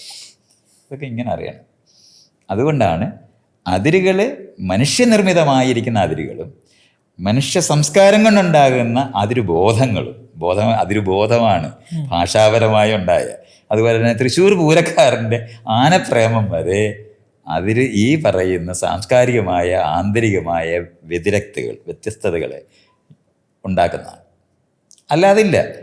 ഇതെല്ലാം മലയാളം അറിയാവുന്നവർക്ക് എല്ലാവർക്കും ഇവിടുന്ന് അങ്ങോട്ടും ഇങ്ങോട്ടും നടന്ന് സംസാരിക്കാം. നമ്മൾ കർണാടകം കടന്നു എന്ന് പറയുന്നത് എഴുതി വയ്ക്കുന്നുണ്ടല്ലോ. ഭാഷയിൽ നമ്മൾ പറഞ്ഞാൽ ഭാഷ ഇതുപോലാണ്, ശബ്ദമേ ഉള്ളൂ. കുട്ടിക്കാലം തൊട്ട് കാക്ക, മാങ്ങ, ചക്ക എന്ന് പറയുന്നതിന് അർത്ഥം ഗ്രഹിക്കത്തക്കവണ്ണം അടയാളപ്പെടുത്തി പഠിപ്പിക്കാതെ ശബ്ദത്തിന് അർത്ഥം ഉണ്ടാകത്തില്ല. അല്ല ഞാനിരുന്ന് ഭയങ്കരമായിട്ട് സംസാരിക്കുന്നു, ഭയങ്കര അർത്ഥങ്ങൾ ഇതിലുണ്ട് എന്ന് പറയണമെങ്കിൽ അപ്പുറത്തിരിക്കുന്നവന് ഇത് പഠിച്ചാലേ പറ്റുള്ളൂ. ഈ ഭാഷ അറിയാമെങ്കിൽ വേറൊരുത്തനാണെങ്കിൽ കൊളവളവളവളാന്ന് ഇയാളിങ്ങനെ എന്തൊരു ചെവി നിലം കേൾക്കണ്ട, രാവിലെ എണീറ്റ് ഇയാൾ കുറേ ശബ്ദം ഉണ്ടാക്കും എന്ന് മാത്രമേ അറിയുള്ളൂ. അപ്പോൾ ഉള്ളത് ശബ്ദമാണ്, ഭാഷ ഉള്ളതല്ല, നിർമ്മിച്ചതാണ്. ഇതുപോലെ ഉള്ള അതിരുബോധമുണ്ട്, അത് ജീവിബോധത്തിനകത്ത്. പക്ഷെ മനുഷ്യനിർമ്മിതമായ അതിരുബോധമുണ്ട്, അത് നിർമ്മിച്ചതാണ്. ഇത്രയാണ്. ഇത് രണ്ടും ഇങ്ങനെ അറിയണം. ഇത് രണ്ടും അറിഞ്ഞിട്ട് ഇനി നമുക്ക് ഈ വിദ്വാന്മാർ പറഞ്ഞിട്ടുള്ള സാധനങ്ങളൊക്കെ എടുക്കണം. അപ്പോഴാണ് നമുക്ക് മനസ്സിലാകാനുള്ളത്, മനുഷ്യനിർമ്മിതമായ ഈ അതിരുകളെ വലിയ രാജ്യങ്ങളിലായിട്ട് വന്നപ്പോൾ അതുവരെ ഉണ്ടായിരുന്ന കൊച്ചതിരുകളെല്ലാം ഭേദിച്ച് വലിയ രാജ്യങ്ങളായിട്ടുണ്ട്. പക്ഷെ അതെല്ലാം രാജാവിൻ്റെ അതിരുകളായിട്ട് തന്നെ മാറിയിട്ടുണ്ട്. അതുകൊണ്ട് ബലപ്പെടുത്തിയ അതിരുകളാണ് 1947 വരെ നമുക്ക് ഇന്ത്യയുടെ സംബന്ധിച്ചിടത്തോളം. ലോകത്ത് തന്നെ നമ്മളെടുത്താൽ ഒരു 1900 ആയപ്പോഴാണ് ഈ അതിരുകളല്ല വേണ്ടതെന്ന് നമ്മളെല്ലാവരും കൂടെ ഒന്നിച്ച് നിൽക്കേണ്ടതാണെന്ന്. അല്ലാതെ മൈസൂറുകാർ ടിപ്പു സുൽത്താൻ ഇവിടുത്തെ ശത്രുവായിട്ടാണ് പറയുന്നത്. ഇന്ത്യ എന്ന് പറയുന്ന യാഥാർത്ഥ്യം എടുത്താലോ, ഇന്ത്യയിലെ ബ്രിട്ടീഷുകാർക്കെതിരെ വലിയ സമരം ചെയ്ത ഇന്ത്യക്കാരനാണ്. ഇതാണ് ഇതിനകത്ത് എത്ര ഐഡൻറ്റിറ്റികൾ വരുമെന്നറിയാം. മലയാളികളെ സംബന്ധിച്ചിടത്തോളം ടിപ്പു സുൽത്താനുമായിട്ട് യുദ്ധം ചെയ്ത പാർട്ടികളാണ്. ഇന്ന് നമ്മൾ മൈസൂർ പോയിട്ട് കെട്ടിടവും വെച്ച് താമസിക്കും. ഇതെല്ലാം നമ്മൾ മനസ്സിലാക്കേണ്ടതുണ്ട്. അപ്പോൾ ഇതുപോലുള്ള സ്ഥലങ്ങളിൽ ഇന്ന് കൃഷി ചെയ്യണമെന്ന് ആലോചിച്ചാൽ, കൃഷിയിൽ ഇൻവെസ്റ്റ് ചെയ്യണമെന്ന് ആലോചിച്ചാൽ ഏത് മലയാളിയും ആദ്യം ചെയ്യുന്നത് കർണാടകത്തിൽ പോയി പൂരത്തിച്ച് ഭൂമി അടിക്കും. ഭൂമിക്ക് വളരെ വില കുറവാണ്, തൊഴിലാളികൾക്കാണെങ്കിൽ ഒരു വിവരമില്ല. അത് കാരണം കൊണ്ട് അവരെ പറ്റിച്ച് പണിയെടുപ്പിക്കാനുണ്ട്. അതുകൊണ്ട് കർണാടകത്തിൽ പോകും, അല്ലെങ്കിൽ തമിഴ്നാട്ടിൽ പോകും. ഈ രണ്ടിടത്തും തൊഴിലാളികൾക്ക് അവർ പണിയെടുക്കുന്നത് അവരുടെ ജീവിതത്തിൽ അവർ ചെയ്യേണ്ട പണിയാണെന്ന് അവർ സ്വയം വിചാരിക്കുന്നവരാണ്. ഇഷ്ടംപോലെ സ്ഥലവും ഒരുപാടുണ്ട്. സ്ഥലമാണ്, അതാണ് ഞാനീ പറഞ്ഞത്. ഇതുകൊണ്ട് വ്യവസായവും വ്യാപാരവും ഒക്കെ ഈ കേരളത്തിൽ ഉണ്ടാകാതിരിക്കുന്ന ഇവിടുത്തെ ജനസംഖ്യ കൂടുതലും വലിയ പാടാണ്. ഈ ആൾക്കാർക്ക് കൂലിയും കൂടുതൽ കൊടുക്കണം. അതൊക്കെ പിന്നീട് വേറെ വിഷയമാണ്. എങ്കിലും നമ്മളത് മനസ്സിലാക്കണം, എന്തുകൊണ്ടാണ് അങ്ങനെ അത് ചെയ്യുന്നതെന്ന് അറിയണം. അപ്പം ഈ പോയി മേടിക്കുന്ന സ്ഥലമെന്ന് പറയുന്നത് നമ്മുടേതാക്കി മാറ്റുന്നുണ്ടല്ലോ. ഉണ്ടാക്കുന്ന അതിരുകളൊന്നും കാണരുത്.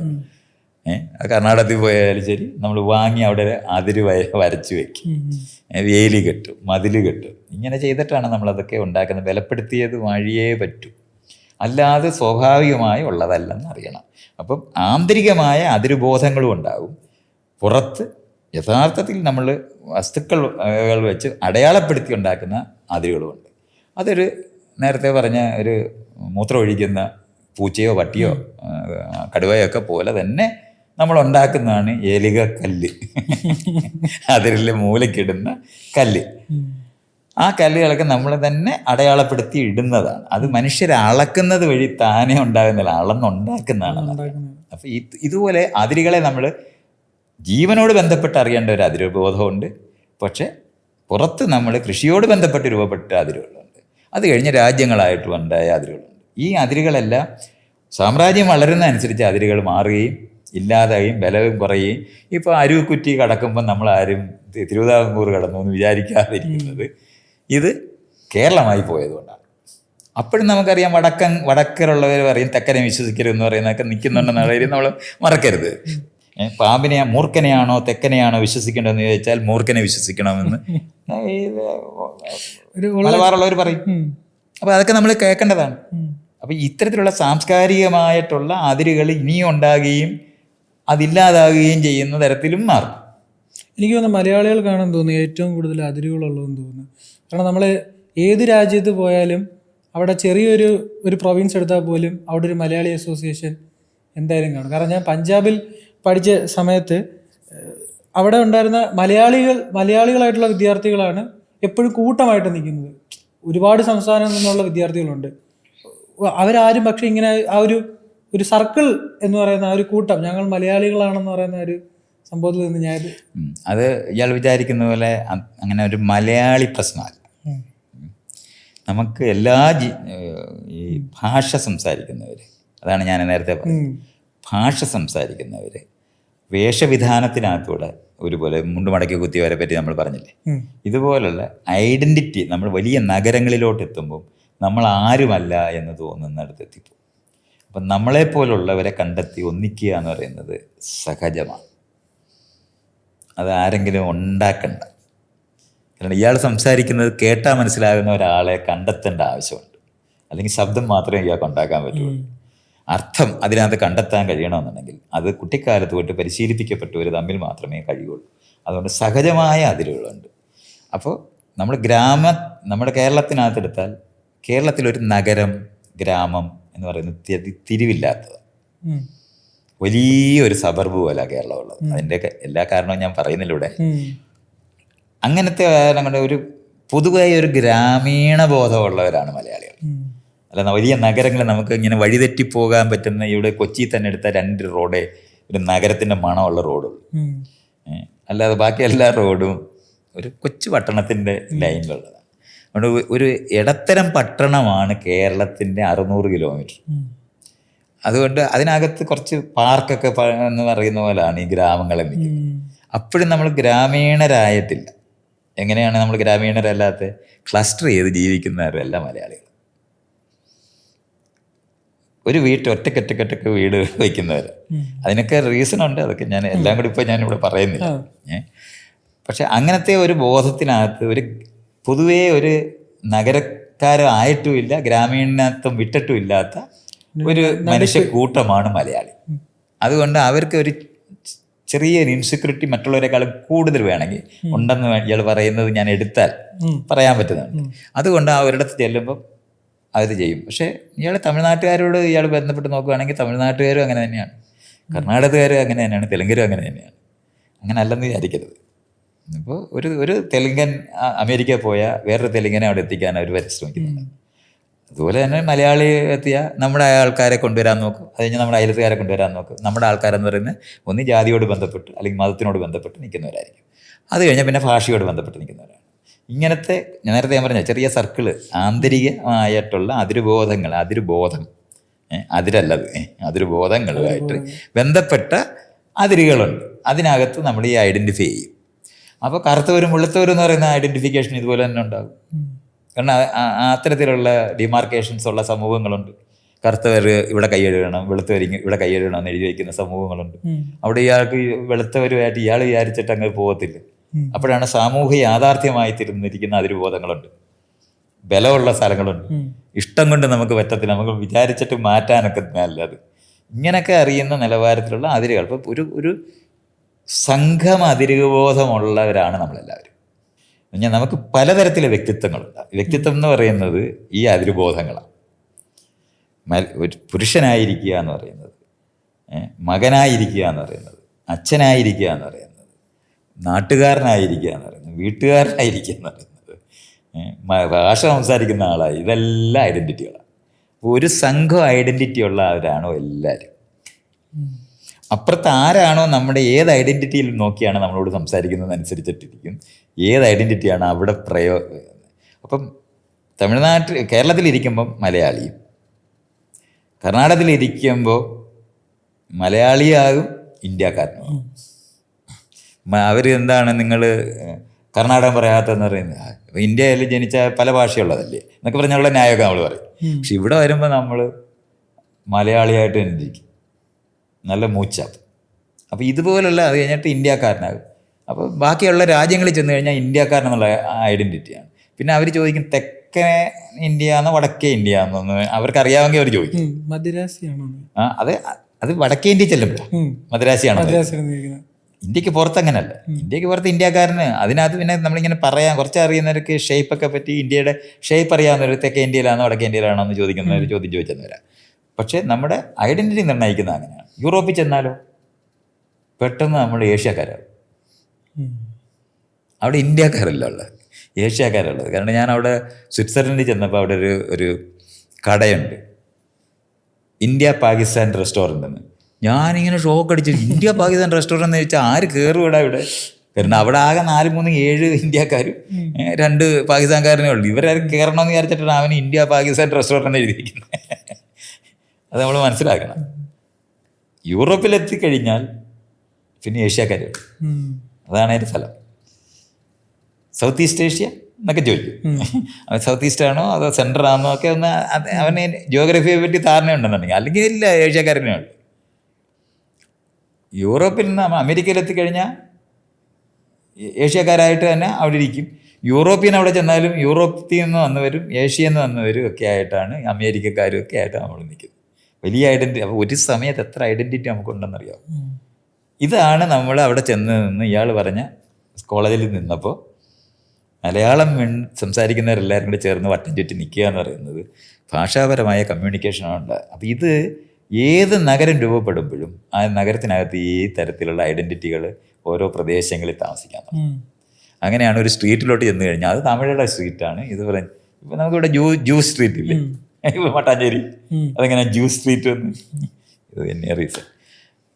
നമ്മുടെ അത് മലയാളി പ്രശ്നമല്ലെന്ന് പറയുന്നത്. ഇയാൾ ഞാൻ പറഞ്ഞില്ലേ, അതൊരു മലയാളി പ്രശ്നമല്ല. ഗ്രാമീണത്വമുള്ള ആളുകൾ ഹഡിൽ ചെയ്യുന്ന കൂടും, അത് അവരുടെ ഐഡൻറ്റിറ്റിയായിട്ട് ബന്ധപ്പെട്ടാണ്. നഗരങ്ങളിൽ ചെന്നിട്ട് നമ്മുടെ ഈ ഐഡൻറ്റിറ്റി കാണിക്കാൻ പറ്റത്തില്ല. ഇപ്പം പഞ്ചാബിലോ അല്ലെന്നുണ്ടെങ്കിൽ കൽക്കട്ടയിൽ ചെന്നിട്ട് നമ്മൾ ഞാൻ ഈഴവനാ നായര എന്ന് പറഞ്ഞാൽ അവർക്കൊന്നും മനസ്സിലാകില്ല. അപ്പം മലയാളിയാകാൻ ബാധ്യത വരും. അപ്പം മലയാളി അസോസിയേഷൻ ആദ്യം ഉണ്ടാക്കും, മറക്കണ്ട. കാരണം മലയാളിയായിട്ട് നിൽക്കാനൊക്കത്തില്ല. നായരും ഈഴവനും ബ്രാഹ്മണനും ഒന്നും വർക്ക് ചെയ്യത്തില്ല. നമ്പൂരി അവിടെ ആണെങ്കിൽ മുഖർജി ചാറ്റർജിയൊക്കെ നമ്മൾ ചെയ്യണം. പക്ഷേ ഇവിടെ നിന്ന് നമ്പൂരിപ്പാടെന്ന് പറഞ്ഞ് വരുന്ന വർക്ക് ചെയ്യത്തില്ല. അതുകൊണ്ട് മലയാളി അസോസിയേഷൻ ആദ്യം ഉണ്ടാകും. പക്ഷെ അവിടെ മലയാളി അസോസിയേഷൻ ഉണ്ടായിക്കഴിഞ്ഞാൽ നായരും ഈഴവരും നമ്പൂരി ആകും. അപ്പോൾ 2 മലയാളി അസോസിയേഷൻ ആദ്യം ഉണ്ടാകും. അത് കഴിഞ്ഞ് 3, 4 ഉണ്ടാകും. അത് കഴിഞ്ഞാൽ നിങ്ങളെ അങ്ങ് ഈ നഗരത്തിൻ്റെ ഈസ്റ്റ് കൽക്കട്ടയിലാണ് ഞങ്ങളുള്ളതെന്നൊക്കെ ഇങ്ങനെയൊക്കെയുള്ള കഥയൊക്കെ പറയും. നിങ്ങൾ വെസ്റ്റ് കൽക്കട്ടയാണെന്ന് പറഞ്ഞു. ഇതുപോലുള്ള ബ്രിഡ്ജിൻ്റെ അപ്പുറത്തും ഇപ്പുറം ഉണ്ടാകും. ഈ സാധനങ്ങൾ ഉണ്ടാക്കിക്കൊണ്ട് നമ്മൾ ഈ കൊച്ചു അസോസിയേഷൻ, അപ്പോൾ ഒരു സംഘം ഉണ്ടായിക്കഴിഞ്ഞാൽ മനുഷ്യർ ഏറ്റവും ചെറിയ നമ്മുടെ ആൾക്കാർ എന്ന് പറയുന്നതിൻ്റെ ആദ്യത്തെ ഐഡൻറ്റിറ്റി ഏതാണോ നമ്മളിൽ ബലപ്പെട്ട് നിൽക്കുന്നതനുസരിച്ചിട്ടാണ് നമുക്കത് ഉണ്ടാകുന്നത്. അല്ലാതെ മലയാളി പ്രശ്നമല്ല. ഇയാൾക്ക് മലയാളികളെ അറിയാവുന്ന കാരണം കൊണ്ടാണ് ഇയാളത് മലയാളികളല്ല. നമ്മളെപ്പോഴും പറയും മലയാളികൾ നന്നാകത്തില്ല എന്നൊക്കെ പറയും. വേറെ ആൾക്കാരോടൊക്കെ ചോദിക്കുമ്പോൾ ഈ നിങ്ങൾ എന്തുമാത്രം വികസിച്ചിട്ടുണ്ടെന്നറിയാമോ എന്ന് പറഞ്ഞിട്ട് അവർ പറയും അത് നമുക്ക് ഭയങ്കര പ്രശ്നമാണ്, ഇവിടെ അങ്ങനെയൊന്നുമല്ല, ഇവിടെ എല്ലാം ഒന്നും മാറിയിട്ടില്ല, ഒന്നും നന്നായിട്ടില്ലെന്ന് എല്ലാവർക്കും അറിയാവുന്നവരാണ്. അപ്പോഴാണ് ഇത് പറയുന്നത്. അപ്പോൾ ഇൻഡിക്കേറ്റേഴ്സ് എടുത്ത് നോക്കുമ്പോൾ നമ്മൾ മുന്നേ പോകും. ഇതെന്തൊരു നമ്മളാണെങ്കിൽ ഏറ്റവും മോശപ്പെട്ട സംസ്ഥാനത്ത് കഴിയുന്നെന്ന് യാതൊരു സംശയമില്ലാത്ത മലയാളികളാണ് നമ്മളല്ല. പക്ഷേ വേറെ വേൾഡ് എന്താണ് റിപ്പോർട്ട് എന്നൊക്കെ പറഞ്ഞിട്ടുള്ള സാധനങ്ങൾ വരുമല്ലോ. അപ്പോൾ അവർ പറയും നമ്മൾ യൂറോപ്പിൻ്റെ ഇതാണോ യൂറോപ്പ്, ഇങ്ങനെയാണോ യൂറോപ്പ് ഇരിക്കുന്നത് എന്നൊക്കെ പറഞ്ഞിട്ട് നമ്മൾ ഭയങ്കര പ്രശ്നമാണ്. പക്ഷെ ജീവിത നിലവാരത്തിനെ പറ്റി എടുക്കുമ്പോൾ കംപ്ലീറ്റ് പോകും. ഇവിടെ ഒരു ഫണ്ട് കിട്ടത്തില്ല. ഇയാൾ കേരളത്തിനകത്ത് എന്താണ് ദരിദ്രർക്ക് വേണ്ടി ഉന്നമനത്തിന് വേണ്ടി ഒരു ഫണ്ട് ആപ്ലിക്കേഷൻ കൊടുത്താൽ കിട്ടത്തില്ല. ഞാൻ പണ്ട് NGO നടത്തുമ്പോൾ ഇത് അനുഭവിച്ചിട്ടുണ്ട്. നടക്കത്തേ ഇല്ല. ട്രൈബ്സിനെ ഇടയ്ക്ക് വർക്ക് ചെയ്യാന്ന് പറഞ്ഞാൽ അട്ടപ്പാടിയിലോ വയനാട്ടിലോ പോകാതെ കിട്ടത്തില്ല. ഇവിടെ വേറെ നമുക്കത് പറയാനൊക്കത്തില്ല. കാരണം അത്രത്തോളം അത് കലർന്നു പോയി. അപ്പോൾ ഇത്തരത്തിലുള്ള നമുക്ക് കാര്യങ്ങൾ അറിയണ്ട. അപ്പോൾ അത് കഴിഞ്ഞിട്ട് ദരിദ്രരായ ആൾക്കാരെ സംരക്ഷിക്കാൻ വേണ്ടി ഒരു പ്രോജക്റ്റ് എഴുതി കൊടുത്താൽ കിട്ടത്തില്ല. തമിഴ്നാട്ടിൽ എഴുതി കൊടുത്താൽ കിട്ടും, കർണാടകത്തിൽ കിട്ടും, വടക്കേ ഇന്ത്യയിലാണെങ്കിൽ കണിശം കിട്ടും, ബീഹാറിലൊക്കെ ആണെന്നുണ്ടെങ്കിൽ നമുക്ക് മുഴുവൻ തരും. കാരണം അവിടെ അത് യഥാർത്ഥത്തിൽ ഉണ്ടെന്ന് എല്ലാവർക്കും അറിയാം. അതുകൊണ്ട് ദാരിദ്ര്യ നിർമ്മാർജ്ജന ബന്ധപ്പെട്ട് കേരളത്തിനകത്ത് നമുക്കൊരു പബ്ലിക് ഇതെഴുതി പ്രോജക്റ്റ് എഴുതി കൊടുക്കാൻ പറ്റത്തില്ല. ഹെൽത്തിനെ പറ്റിയുള്ള ഒരെണ്ണം വെച്ചാൽ കിട്ടത്തില്ല. അതുകൊണ്ട് ഹെൽത്ത് ഇൻഡിക്കേറ്റേഴ്സ് ഇന്ത്യയിൽ ഏറ്റവും കൂടുതൽ കേരളത്തില്ല. ഇതൊന്നും കിട്ടത്തില്ല. അപ്പം ഇതൊക്കെ നമ്മൾ ഇങ്ങനത്തെ പ്രശ്നങ്ങൾ നമ്മൾ അനുഭവിക്കും. അല്ലെന്നുണ്ടെങ്കിൽ നമ്മൾ വന്ന് ഇവിടുത്തെ ആശുപത്രിയിൽ ഒന്നും ഒരു കാര്യവും നടക്കുന്നില്ല, ഭയങ്കര മോശമായ ട്രീറ്റ്മെൻ്റ് ആണെന്ന് പറഞ്ഞ് നമ്മൾ ബഹളം വയ്ക്കുമ്പോൾ നമുക്കൊരു പ്രോജക്റ്റിന് അപ്ലൈ ചെയ്യുമ്പോഴാണ് അവർ പറയും ഒരു രക്ഷയില്ല, അവിടെ 1000 പേർക്ക് ഒരു ഡോക്ടറാണ് ഉള്ളത്, ഇവിടെ നിങ്ങൾക്ക് 5 പേർക്ക് ഒരു ഡോക്ടറുണ്ട്. കൊഴിഞ്ഞു പോകും നമ്മൾ. അപ്പോൾ ഇത്തരത്തിലുള്ള ഇൻഡിക്കേറ്റേഴ്സൊക്കെ നമ്മൾ എടുക്കുമ്പോഴും നമ്മൾ ഈ മലയാളികളായിരിക്കുന്നതുകൊണ്ട് മലയാളികൾക്ക് കുഴപ്പമുണ്ടെന്ന് അറിയുന്നതുകൊണ്ടാണ് ഇയാൾ അത് അങ്ങനെ പറഞ്ഞത്. അല്ലാതെ മലയാളികൾ മാത്രമല്ല, മനുഷ്യർക്ക് നമ്മളും അവരും എന്ന് പറയുന്ന ഒരു അടിസ്ഥാന അതിരുബോധമുണ്ട്. ആ നമ്മളെന്ന് പറയുന്നതിന് ഈ സങ്കീർണത ഉണ്ടാകും എന്നുള്ളതാണ് ഞാൻ പറയുന്നത്. അല്ല, വീണ്ടും നമ്മളെന്ന് പറഞ്ഞാൽ എല്ലാവരും ഇങ്ങനെ പറയും, ക്രിസ്ത്യാനികളെല്ലാം കൂടെ ഒന്നിച്ചാ നിൽക്കുന്നത്, മുസ്ലിങ്ങളെല്ലാം ഒന്നിച്ചാ നിൽക്കുന്നത്, ഹിന്ദുക്കളല്ല. ഇത് ഓരോ വിഭാഗവും മറ്റവരും ഒന്നിച്ചാ നിൽക്കുന്നതെന്നാണ് വിചാരിക്കുന്നത്. അങ്ങോട്ടൊന്ന് ഇറങ്ങി നോക്കണം. അതിനകത്ത് 1000 തരംതിരിവായിട്ട് നിൽക്കും. അപ്പം ജാതിബോധമൊന്നും ഈ ഇസ്ലാം മതത്തിലും ഇല്ല, ക്രിസ്തു മതത്തിലും ഇല്ല എന്നൊക്കെയാണ് നമ്മുടെ വിചാരം. ഒന്ന് അവശ്യ ക്രിസ്ത്യാനിയൊക്കെ ഉണ്ടായി വരുമ്പോഴാണ് നമ്മളിങ്ങനെ താടി ഇതെന്ത് ഈ സംഭവം. അതല്ലേ ഇവിടെ 2 ക്രിസ്ത്യാനികളായിട്ടുള്ള 2 സഭക്കാർ അത് നമ്മുടെ പള്ളിക്ക് ഈ എന്താണ് പൊയ്കേൽ അപ്പച്ചന്റെ കവിത പഠിച്ചാ പോരെ. അയാള് മതം മാറി നോക്കിയിട്ട് ഒരു വ്യത്യാസവും എവിടെയാണ് വരുന്നത്, പാട്ട് അങ്ങനെ തന്നെ എഴുതിയിട്ടില്ലേ.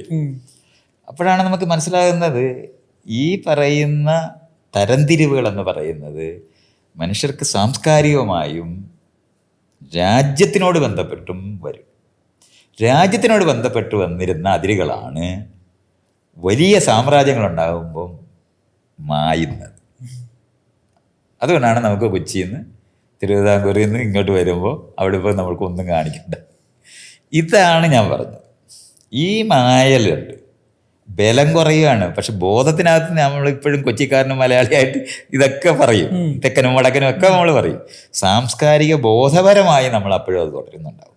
പക്ഷെ യാഥാർത്ഥത്തിൽ മൂർത്തമായ അതിര് നമുക്ക് കടക്കണമെങ്കിൽ ചെക്ക് പോസ്റ്റിൽ കാണിക്കണം എന്ന് പറയുന്ന സാധനമില്ലാതെ നമുക്കിന്ന് പഞ്ചാബ് വരെ ബംഗാളും കൂടെ കറങ്ങി ഇവിടെ വരാൻ പറ്റും. ഇന്ത്യ എന്ന് പറയുന്ന രാജ്യബോധത്തിനകത്താണ് ഇത് സാധ്യമായിരിക്കുന്നത്. പോലെ തന്നെ 47-ൽ ഉണ്ടായതാണ് പാകിസ്ഥാനും ഇന്ത്യ എന്നറിയേണ്ടത്. അല്ല, ഇന്ത്യ അതിന് മുമ്പുണ്ട്, പാകിസ്ഥാൻ പിന്നെ ഉണ്ടായതാണ്. പാകിസ്ഥാൻ ആദ്യം ഉണ്ടായില്ല, ഇന്ത്യ ഉണ്ടായിരുന്നെന്നാണ് വിചാരിക്കുന്നത്. ഇന്ത്യയുടെ അതിരെന്ന് പറയുന്നത് പാകിസ്ഥാൻ ഉണ്ടാകുമ്പോഴേ ഉണ്ടാവുള്ളൂ. മറ്റേത് ഭൂമിയാണുള്ളത്. ഭൂമി ഇന്ത്യ അല്ല, മനുഷ്യസങ്കല്പത്തിലുള്ളതാണ് ഇന്ത്യ. അഫ്ഗാനിസ്ഥാനാണ് ഇന്ത്യ. ഗാന്ധാരം അതാണ്.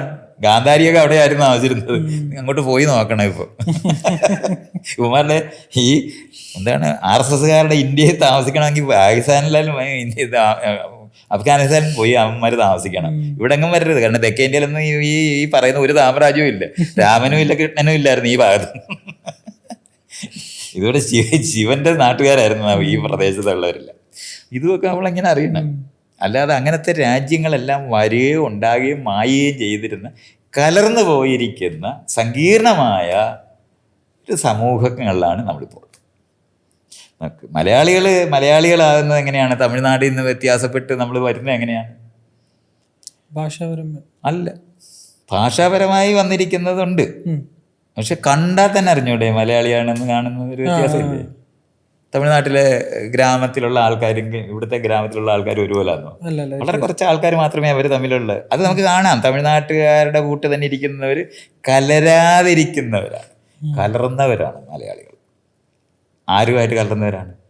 ഈജിപ്തുകാരുമായിട്ട് കലർന്നവരാണ്, ഗ്രീക്കുകാരുമായിട്ട് കലർന്നവരാണ്, റോമാക്കാരുമായിട്ട് കലർന്നവരാണ്, ചൈനക്കാരുമായിട്ട് കലർന്നവരാണ്, അറേബ്യക്കാരുമായിട്ട് കലർന്നവരാണ്, പോർട്ടീസുകാരുമായിട്ട് കലർന്നവരാണ്, ഡച്ചുകാരുമായിട്ട് കലർന്നവരാണ്, ഫ്രഞ്ചുകാരുമായി കലർന്നവരാണ്, ബ്രിട്ടീഷുകാരുമായിട്ട് കലർന്നവരാണ്. ഇതുകൊണ്ടാണ് നമ്മൾ ഈ കന്യാകുമാരി തൊട്ട് കൊങ്കൺ വരെയുള്ള സ്ഥലത്തോട്ട് നോക്കിയാൽ ഈ ആളുകളെ കണ്ട് ഇവന്മാരൊക്കെ എവിടുന്ന് വന്ന അന്തം വിട്ടു വന്ന ഒരു വീട്ടിൽ തന്നെ.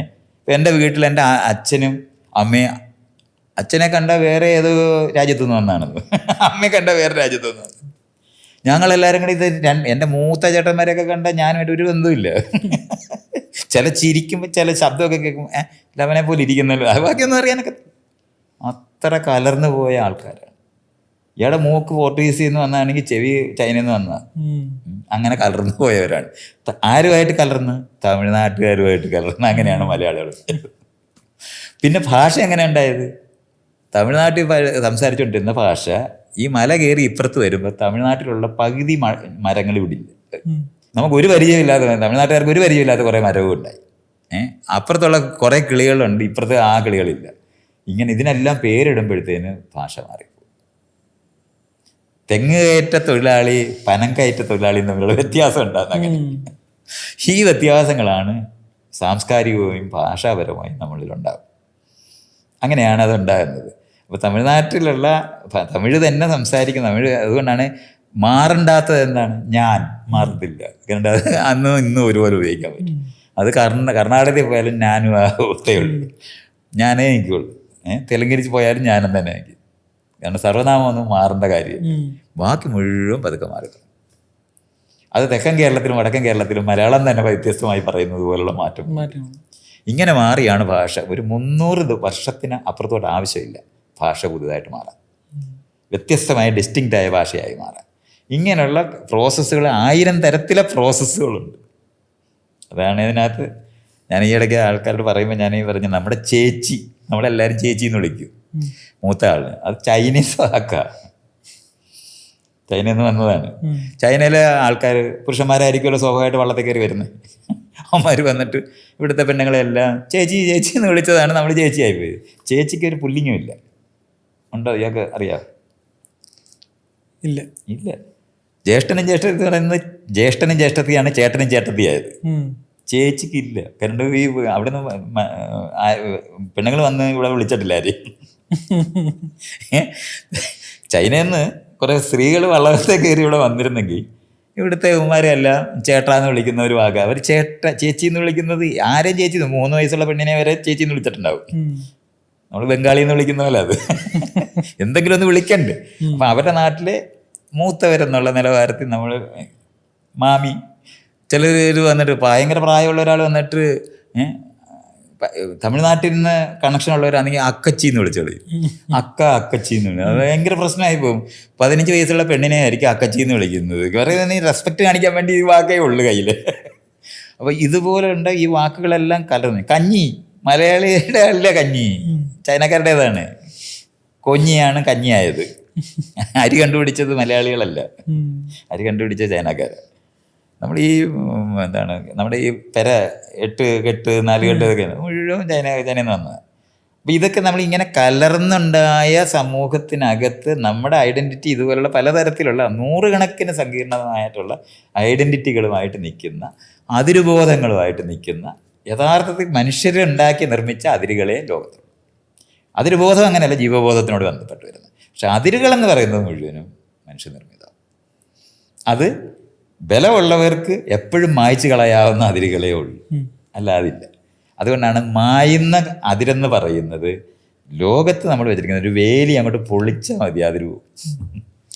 അതുപോലെ തന്നെ ഒരു കോൺട്രവേഴ്ഷ്യൽ ആയിട്ടുള്ളൊരു സ്റ്റേറ്റ്മെൻ്റ് ആണ്, അതായത് ദളിതരായിട്ടുള്ള ആൾക്കാർക്ക് അവർക്ക് DNA ഇല്ലാത്തതുകൊണ്ടാണ് പഠിക്കാൻ പറ്റാത്തത് എന്നുള്ളത്. അത് വേടൻ പറഞ്ഞ വരിയല്ലേ. വേടനെ ഒരു ശാസ്ത്രജ്ഞനാണെന്ന് തെറ്റിദ്ധരിക്കേണ്ട കാര്യമില്ല. പക്ഷെ DNA എന്നുള്ള വാക്ക് മാത്രമേ അതിനകത്ത് തെറ്റുള്ളൂ. അയാൾ പറയാൻ ശ്രമിച്ചതെന്ന് പറയുന്നത് നമ്മൾ വളർന്നു വന്ന അന്തരീക്ഷത്തിനകത്ത് ഇങ്ങനൊന്നും പഠിക്കാനുള്ള ഒരു അന്തരീക്ഷമുള്ള സമൂഹത്തിലല്ല ഞാൻ ജനിച്ചത്. അപ്പോൾ അവന് ഏറ്റവും സൂക്ഷ്മമായ സാധനം DNA ആണെന്ന് കേട്ടിട്ടുണ്ട്, അതുകൊണ്ട് പറഞ്ഞതാ. അല്ലാതെ DNA യഥാർത്ഥത്തിലുള്ള ടെക്നിക്കലായ അർത്ഥം വേടനോട് പറഞ്ഞു കൊടുത്ത വേടൻ പറയാം, ഇതല്ല ഞാൻ ഉദ്ദേശിച്ചത്, നമുക്ക് ആ സാഹചര്യം ഇല്ലായിരുന്നു, പഠിക്കാനുള്ള സാഹചര്യം ഇല്ലാത്ത കാരണം കൊണ്ട് അതിനൊരു അതുകൊണ്ടാണ് സംവരണം കൊടുക്കേണ്ടത്. അതുകൊണ്ട് ഇതിനാണ് ഈ DNA ഇല്ലാത്തതെന്ന് പറയുന്ന അയാളുടെ പ്രയോഗത്തിനകത്തുള്ളത്. അതിൻ്റെ അർത്ഥം നമ്മൾ മനസ്സിലാക്കാമെങ്കിൽ ഈ സാഹചര്യം ഇല്ലാതിരുന്ന ആൾക്കാർക്ക് അത് പഠിക്കാൻ പറ്റാതായിപ്പോൾ. കാരണം വീട്ടിൽ പോയി പഠിച്ചിട്ട് ഹോംവർക്ക് തന്നു വിടത്തില്ലേ, വിളക്ക് കത്തിക്കാൻ പറ്റാത്ത വീട്ടിൽ ഹോംവർക്ക് പറഞ്ഞു വിട്ടാൽ എങ്ങനെ പറ്റും? ഇന്നിപ്പോൾ എല്ലാവരും വീട്ടിൽ വിളക്കുള്ളത് കണ്ടല്ലേ. എൻ്റെ അമ്മയുടെ കുട്ടിക്കാലത്ത് അമ്മ എഴുതി വെച്ചിട്ടുള്ളതാണ്, ചുറ്റുപാടുള്ള ആൾക്കാർ വന്ന് തീ മേടിക്കുന്ന വീടായിരുന്നു എൻ്റെ അമ്മയുടെ വീട്. തീ എല്ലായിടം വെക്കാനൊക്കെ ഈ കെടാവിളക്ക് സൂക്ഷിക്കുന്നില്ലേ, അത് ഇതിനായിരുന്നു. തീയില്ല, അന്നും തീപ്പെട്ടിയില്ല. അപ്പോൾ ഒരു പ്രദേശത്ത് പണക്കാരായിരിക്കുന്നവർ എല്ലാവരുടെയും കൂടെ ആയിരിക്കുന്നതുകൊണ്ട് അമ്പലത്തിൽ വയ്ക്കും. അപ്പോൾ അവിടുന്ന് കത്തിച്ച് വീട്ടിലേക്ക് കൊണ്ടുപോവുക ചെയ്യുന്നത്. അല്ല, തീ അണയാതെ സൂക്ഷിക്കാൻ ഒക്കത്തില്ല, പണക്കാർക്ക് മാത്രമേ കഴിയൂ. എങ്ങനെ കിടാവിളക്കെന്ന് പറഞ്ഞ കൺസെപ്റ്റൊക്കെ നിൽക്കുന്നത് അങ്ങനെയാണ്. അപ്പോൾ ഇത് നമുക്കൊരിക്കലും മനസ്സിലാകത്തില്ല. ഇന്ന് ഇതെന്തിനാ ഈ കിടാവിളക്ക് കത്തിച്ചതെന്ന് നമുക്ക് മനസ്സിലാകത്തില്ല. അതുപോലെ തന്നെ വീടുകളിലെല്ലാം തീ കത്തിക്കാൻ പറ്റുമെന്ന് എല്ലാവരും വിചാരിക്കുന്നത്. ഈ അരണി കടഞ്ഞ് ഇങ്ങനെ ഇടിച്ചിട്ടൊന്നും ഭയങ്കര പാടാണ്. 2 പാറ തമ്മിൽ ഉരച്ച് ഇത് കത്തിച്ചിട്ട് ഈ മഴക്കാലത്ത് എങ്ങനെ കത്തുമെന്നാണ് നിങ്ങൾ വിചാരം? ഒരു പ്രദേശത്ത് ഒരു വലിയ പണക്കാരായിരിക്കുന്നവരോ അല്ലെന്നുണ്ടെങ്കിൽ ഒരു അമ്പലമോ പൊതുവായത് ഉണ്ടാക്കി അവിടെ വിളക്ക് കത്തിച്ച് അതിനാണ് എണ്ണ അമ്പലത്തിൽ കൊടുത്തിരുന്നത്. ഇതൊക്കെ ആൾക്കാർക്ക് ഈ വിഷയങ്ങൾ അറിയാതാണ് ഈ മിണ്ടുന്നതൊക്കെ. എണ്ണയൊക്കെ നമ്മൾ എന്തിനാ അമ്പലത്തിൽ കൊണ്ടുപോയി കൊടുക്കുന്നത്? അവിടെ ഇത് കത്തിച്ച് വെച്ചോണ്ടേയിരിക്കും. മറ്റു നമുക്ക് അങ്ങനെ ചെയ്യാൻ ഒക്കത്തില്ല. ഒരു വിളക്ക് കത്തിച്ച് അണയാതെ സൂക്ഷിക്കുക എന്ന് പറഞ്ഞാൽ പണക്കാരനായവർക്ക് മാത്രമേ പറ്റൂ. ആ വിളക്ക് കത്തിക്കുന്നിടത്തു നിന്ന് പോയി അപ്പോൾ ഒരു കഷ്ണം, അപ്പോൾ അവർ ചെയ്യുന്നത് ഒരു തൊണ്ടോ ചിരട്ടയ്ക്കകത്തോ ഈ ഒരു കനലെടുത്തോണ്ട് എന്നിട്ടാണ് എല്ലാ വീടുകളിലും തീ കത്തിച്ചിട്ട് ഭക്ഷണം പാചകം ചെയ്യുന്നത്. അല്ലാതെ തീപ്പെട്ടി കണ്ടുപിടിക്കണം തീ നിർത്തണമെങ്കിൽ, അല്ലെങ്കിൽ അരണി കടയാനുള്ള അറിവ് വേണം, അതിനുള്ള സൗകര്യം വേണം. മഴയായി കഴിഞ്ഞാൽ നമ്മുടെ ഈ അരണി കടച്ചിലൊക്കെ പോക്കുക. അപ്പോൾ അത് കാരണം കൊണ്ട് തീയുള്ള വീടുകൾ ഇങ്ങനെ അവിടെ ഇവിടെയൊക്കെ ഉള്ള ചില വീടുകളിൽ സൂക്ഷിക്കാൻ കഴിയുക എന്ന് പറയുന്നവരാണ് ആ നാട്ടിലെ പ്രമാണിമാരായി മാറിയിട്ടുള്ളവരൊക്കെ. പണമുള്ളവരൊക്കെയാണ് അങ്ങനത്തെ ചെയ്തിരുന്നത്. അപ്പോൾ അവർ പഠിക്കല അത് ഇങ്ങനെ വെച്ചേക്കും. വിളക്ക് കത്തിച്ചിട്ടുണ്ടെങ്കിൽ അവിടെ പോയിട്ട് പകരം കത്തിച്ചിട്ടുണ്ട് പോകും. അപ്പോൾ ജാതി സമ്പ്രദായം നിന്നിരുന്ന കാരണം കൊണ്ട് എത്രയോ അകലെ വയ്ക്കും. അവർ പോയി തീ എടുക്കത്തില്ല, വേറെ ആൾ പോയി എടുത്തിട്ട് ഇവർക്ക് കൊടുക്കണം. ഇങ്ങനെയൊക്കെ ചെയ്താണ് നമ്മൾ ഈ ജീവിച്ചിരുന്നത്.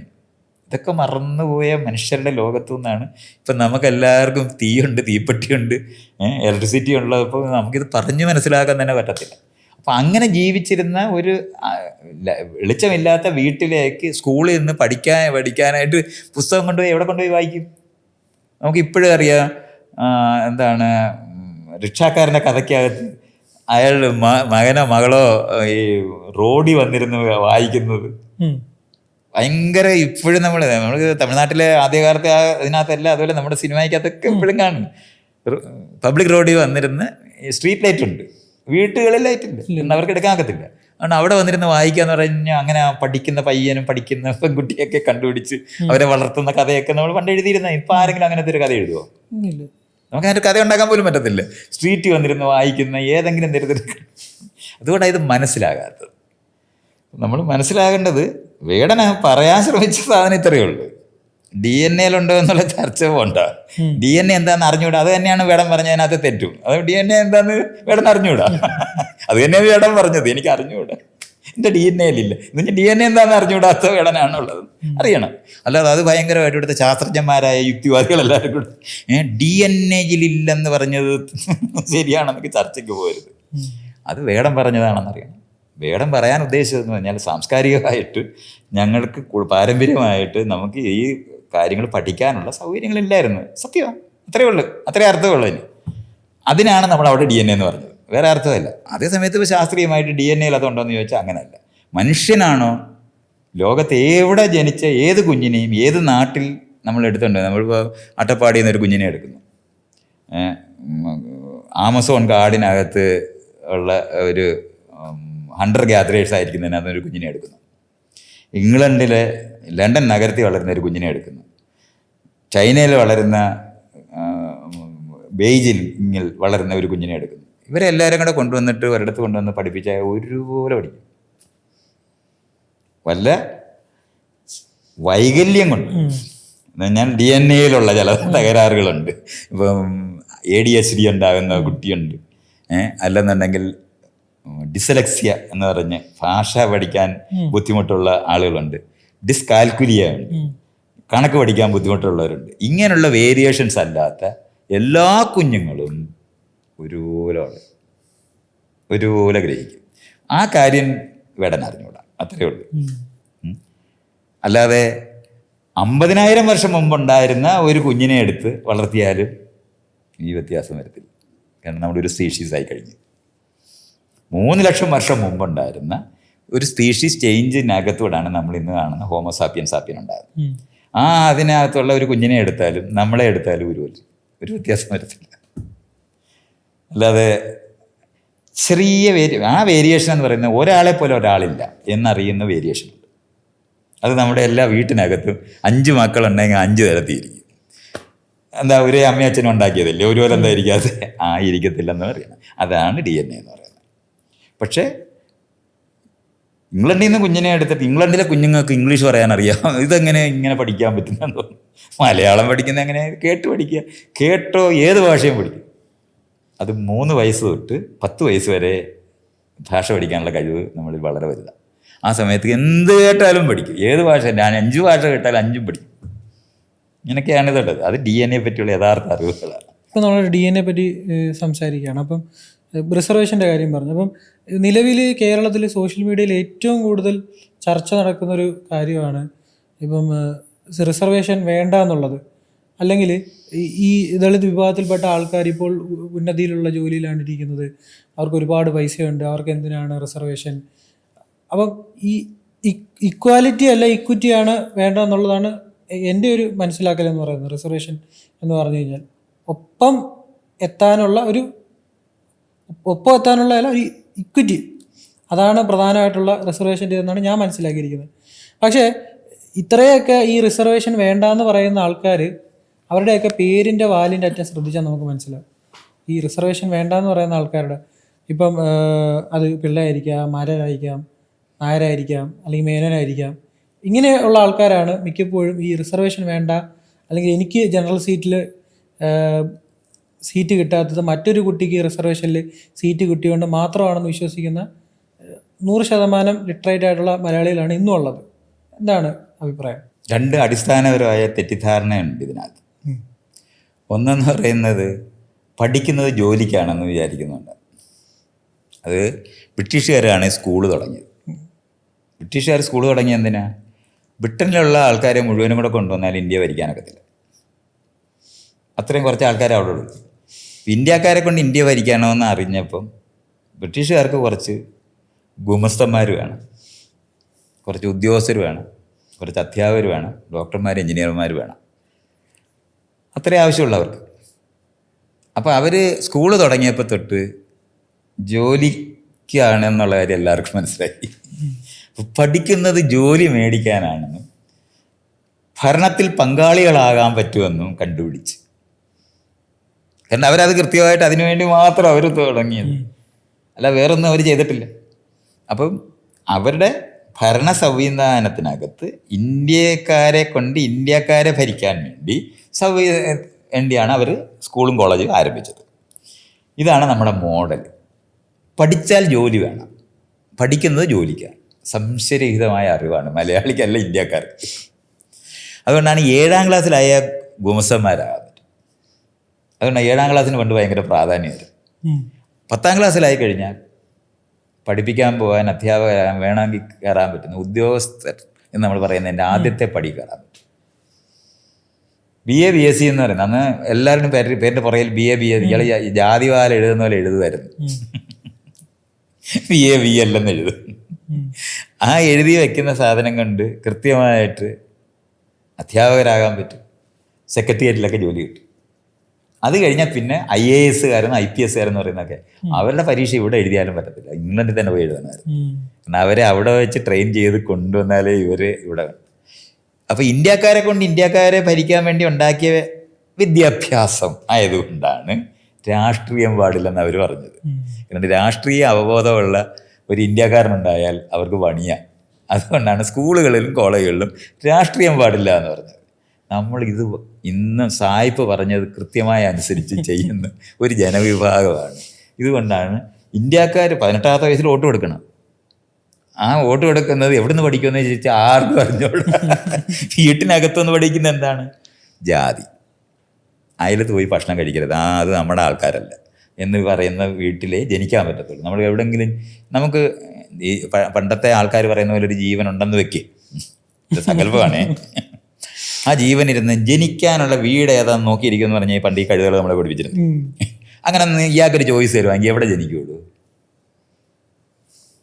വിവേചനമില്ലാത്തൊരു വീട്ടിൽ ജനിക്കണം. ആലോചിച്ച് നോക്കുക, എവിടെ ജനിക്കും? സ്വന്തം വീട്ടിൽ ജനിക്കേണ്ടി വരും. സ്വന്തം വീട്ടിൽ ജനിച്ചാൽ വിവേചനം ഇല്ലേ? സ്വന്തം വീട്ടിൽ ഇല്ല. എന്തില്ലെന്ന്? ഇയാൾ ഇന്ന ആളാണെന്നും മറ്റേ വീട്ടുകാരുടെ അവിടെ പോയരുതെന്നും മറ്റേ ആളെ കല്യാണം കഴിക്കരുതെന്നൊക്കെ പറയാത്ത വീടാണോ അത്? വീട് അങ്ങനെയാണ്. അല്ലല്ല, അങ്ങനെ പറഞ്ഞൂടാ. അച്ഛനും അമ്മയും ഇന്റർകാസ്റ്റ്. അത് ഇന്റർകാസ്റ്റ് എന്നുള്ള വാക്ക് എന്തിനാ ഇയാൾ ഉപയോഗിക്കുന്നത്? അച്ഛനും അമ്മയും ആണും പെണ്ണും അല്ലേ, പിന്നെ ഇയാൾ ഇന്റർകാസ്റ്റ് എന്ന് ഉപയോഗിച്ച എന്താ? ഇവിടെ അങ്ങനെ ഇല്ല, സാധ്യമല്ല എന്നുള്ള അത്രയാ പറയുന്നത്. ഇയാളുടെ വീട്ടിൽ മര്യാദയുള്ള വീടാന്നൊക്കെ എനിക്ക് മനസ്സിലായി, അതല്ല പറയുന്നത്. ഇന്റർകാസ്റ്റ് എന്നുള്ള വാക്ക് ഇയാൾ ഉപയോഗിക്കാൻ ബാധ്യത വന്നെന്താ? അത് തന്നെയാണ് പ്രശ്നം. രണ്ടുണ്ടെന്നറിയാം. അപ്പോൾ അന്യരെ വെറുക്കാൻ പഠിപ്പിക്കുന്ന വീടേ ഉള്ളു. അവർ നമ്മുടെ ആൾക്കാരല്ല, താഴ്ന്നവരാണെന്നും പഠിപ്പിക്കുന്ന വീടുകളിലേ നമുക്ക് ജനിക്കാൻ പറ്റും. ഇത് ആർക്കെങ്കിലും പരിഹരിക്കാൻ പറ്റുമോ? പറ്റത്തില്ല. അപ്പോൾ ജനിക്കുന്ന വീടിനകത്ത് വേലിയുണ്ടാവും. ആരൊക്കെ അതിലേക്ക് കയറി വരണം, ആരൊക്കെ കയറണം, പെണ്ണുങ്ങൾ എവിടെ ഇരിക്കണം, എവിടെ ഇരിക്കണ്ടെന്നും, നീ അങ്ങ് അകത്ത് കയറിപ്പോന്ന് പറയുന്ന വീട്ടിൽ തന്നെ ആയിരിക്കും ജനിക്കുന്നത്. ഇതെല്ലാം നിൽക്കും. ഈ സകല വിവേചനവും കഴിഞ്ഞ് നമ്മൾ സ്കൂളിലെത്തുന്നു. അവിടെ ബ്രിട്ടീഷുകാർ തുടങ്ങിയ സ്കൂളാണ്. അവിടെ ചെന്നാലോ നാട്ടിലുകാർ തമ്മിൽ ഒന്നിച്ചിരിക്കത്തില്ല എന്നുള്ള കാര്യം ബ്രിട്ടീഷുകാർക്ക് അറിയാമായിരുന്നു. അതുകൊണ്ട് അവർ ഫ്രണ്ട് ബെഞ്ചും ബാക്ക് ബെഞ്ചും ഉണ്ടാക്കി തന്നെ മുൻജാതിക്കാരിരിക്കുന്ന ഈ ഫ്രണ്ട് ബെഞ്ച്, അല്ല പഠിക്കുന്നവരിരിക്കുന്നതല്ല. ഇത് മനസ്സിലാകണം. കുടുംബത്തിനകത്ത് പഠിക്കാൻ പറ്റുന്നവർ ഇരിക്കുന്ന സ്ഥലമാണ് അത്. പഠിക്കാത്തവരായ ആൾക്കാരിരിക്കുന്നതാണ് ഈ ബാക്ക് ബെഞ്ച്. അത് ജാതിയിൽ താഴെയുള്ളവരിരുന്ന ഇവർ ഒന്നിച്ചിരിക്കത്തില്ല. തറയിലിരുത്തുന്ന ക്ലാസ് റൂം ഉണ്ടായിരുന്നു. എൻ്റെ അമ്മയും അച്ഛനും ഒക്കെ സ്കൂളിൽ ചെന്നാൽ ബെഞ്ചിലിരിക്കാൻ ആദ്യകാലത്ത് പറ്റത്തില്ലായിരുന്നു, താഴെ ഇരിക്കണമായിരുന്നു. ഇതൊക്കെ നമ്മളെ അറിയണം. ഇങ്ങനെ വിവേചനം നിറഞ്ഞ ക്ലാസ് റൂമിനകത്തു നിന്നാണ് നമ്മളീ പഠിച്ചത്. അവിടെ ഒരു വ്യത്യാസം കൂടെ പഠിപ്പിച്ച്. മറ്റേത് വീട്ടിൽ നിന്ന് വന്നതാണ്, ജാതിയും മതവും. അവിടെ ചെന്നപ്പോൾ ആണും പെണ്ണും കൂടെ ആക്കി. കാരണം ബ്രിട്ടീഷുകാർ തുടങ്ങിയ സമയത്ത് ഇവിടുന്ന് എന്താണ് വിക്ടോറിയൻ കാലത്താണ് തുടങ്ങുന്നത്. ഏറ്റവും കൂടുതൽ ആണിനെയും പെണ്ണിനെയും രണ്ടടുത്ത് നിർത്തിയിരുന്ന ഇംഗ്ലണ്ടിൽ നിന്നാണ് ഈ വിദ്യാഭ്യാസം വന്നത്. അതുകൊണ്ട് ആണും പെണ്ണും കൂടെ തരംതിരിച്ച് കിട്ടിയത് ആണ്. പെണ്ണുങ്ങളുടെ സ്കൂളും ആണുങ്ങളുടെ സ്കൂളും ഉണ്ടായി. ആണും പെണ്ണും കൂടെ ഉള്ള സ്കൂളിൽ രണ്ടായിട്ട് ഇരുത്തി പഠിപ്പിച്ച്. അങ്ങനെ നമുക്ക് ജാതിയിലുള്ള വിവേചനം നമുക്കുണ്ട്, മതത്തിലുള്ള വിവേചനമുണ്ട്, സ്കൂളിൽ പോയി പഠിച്ച ലിംഗ വിവേചനം കൂടെ ഉണ്ട്. ഇങ്ങനെ ഇത്രയും വിവേചനങ്ങൾ പഠിച്ചിട്ട് നല്ല മിടുക്കരായിട്ട് ഇരിക്കുകയാണ് മനുഷ്യരായിട്ട്. അങ്ങനെ ഒരു ലോകമൊന്നുമില്ല. കൃത്യമായിട്ട് നമ്മൾ അറിയണം. വളരെ വിവേചനങ്ങൾ പഠിപ്പിച്ചിരുന്ന സമൂഹത്തിനകത്തു നിന്നുണ്ടായി വന്ന ക്ലാസ് റൂമാണുള്ളത്. അത് പഠിച്ചത് മുഴുവനും ഉദ്യോഗത്തിന് പഠിച്ചവരായിട്ടിരിക്കുന്നതുകൊണ്ട് പഠിക്കാൻ പോയാൽ ജോലിക്കാണ് പഠിക്കുന്നതെന്ന് അറിഞ്ഞുകൂടാത്ത ആരുമില്ല. അതുകൊണ്ട് 7ാം ക്ലാസ്സിന് പ്രധാനം എന്ന് പറഞ്ഞാൽ ആദ്യത്തെ ഗുമസ്തനാകാൻ പറ്റും. നമ്മൾ എന്താണ് LD ക്ലർക്ക് എന്ന് പറയുന്ന വിഭാഗത്തിൽ പോകാൻ പറ്റും. അതിന് മേപ്പെട്ടുള്ള ക്ലർക്കാകണമെന്നുണ്ടെങ്കിൽ 10ാം ക്ലാസ് പാസ്സാകണം. അതാണ് 10ാം ക്ലാസ്സിന് ഭയങ്കര പ്രാധാന്യം. എന്തുവാന്ന് ചോദിച്ചാൽ ആർക്കും ഇപ്പോൾ അറിഞ്ഞുകൂടാ. അതുകൊണ്ടൊന്നും ഒരു ജോലി ഇന്ന് കിട്ടത്തില്ല. ആകെപ്പാടെ ഇപ്പോൾ നമ്മൾ 10ാം ക്ലാസ് പാസ്സായാലെന്ന് പറയുന്നത് ഡ്രൈവിംഗ് ലൈസൻസ് എടുക്കണമെങ്കിൽ അവിടെ കാണിക്കുക എന്നുള്ള, അല്ലാതെ വേറെ എന്തിനുള്ളൂ, ഒന്നിനും കൊള്ളത്തില്ല. അതുകൊണ്ടൊന്നും ഒരു കാര്യമില്ല. പക്ഷെ ഇപ്പോഴും 10ാം ക്ലാസ് എന്ന് പറയത്തില്ല നമ്മൾ. അത് ജോലി കിട്ടുമായിരുന്നു അന്ന് തുടങ്ങിയ സമയത്ത്. അപ്പോഴാണ് ഈ ഡിഗ്രി എടുക്കുന്നത്. ഇതിനൊന്നും പ്രാധാന്യമില്ലാതായി പോയി ഇരിക്കുകയാണ്. ഇന്ന് MBBS പഠിച്ചാൽ രക്ഷയില്ല. MD എടുക്കാതെ അവന് നിലനിൽപ്പ് പോലും ഇല്ല. ഇപ്പം PG ചെയ്ത് കഴിഞ്ഞാൽ ഇപ്പം അന്നത്തെ കാലത്ത് വലിയൊരു അച്ചീവ്മെന്റ് ആയിരുന്നു. പക്ഷെ ഇന്ന് ഒരു PhD ഇല്ലാതെ. അത് തന്നെയാണ് ഞാൻ ഈ പറഞ്ഞത്. ഇങ്ങനെ മാറിപ്പോയിരിക്കുന്ന ലോകം മാറിപ്പോകുമ്പോൾ ഈ പഴയ ലോകം തുടർന്നിരുന്ന ആ ബ്രിട്ടീഷുകാരുണ്ടാക്കിയ പഠിക്കുന്നത് ജോലിക്കാണെന്ന് പഠിപ്പിച്ചു കളഞ്ഞു. അല്ല, പഠിക്കുന്നത് ലോകത്തിനെ അറിയാനും നമ്മളെ അറിയാനും ചുറ്റുപാടിനെ നമുക്ക് അനുകൂലമാക്കി മാറ്റാൻ ഇണക്കാനുള്ള അറിവാണ് പഠനം എന്ന് ഇതുവരെ നമുക്കറിയാം. നമുക്കിപ്പോഴും അറിയാവുന്നത്. അതുകൊണ്ടാണ് നമ്മൾ പരീക്ഷയ്ക്ക് എഴുതുന്നത് ഇപ്പോഴും.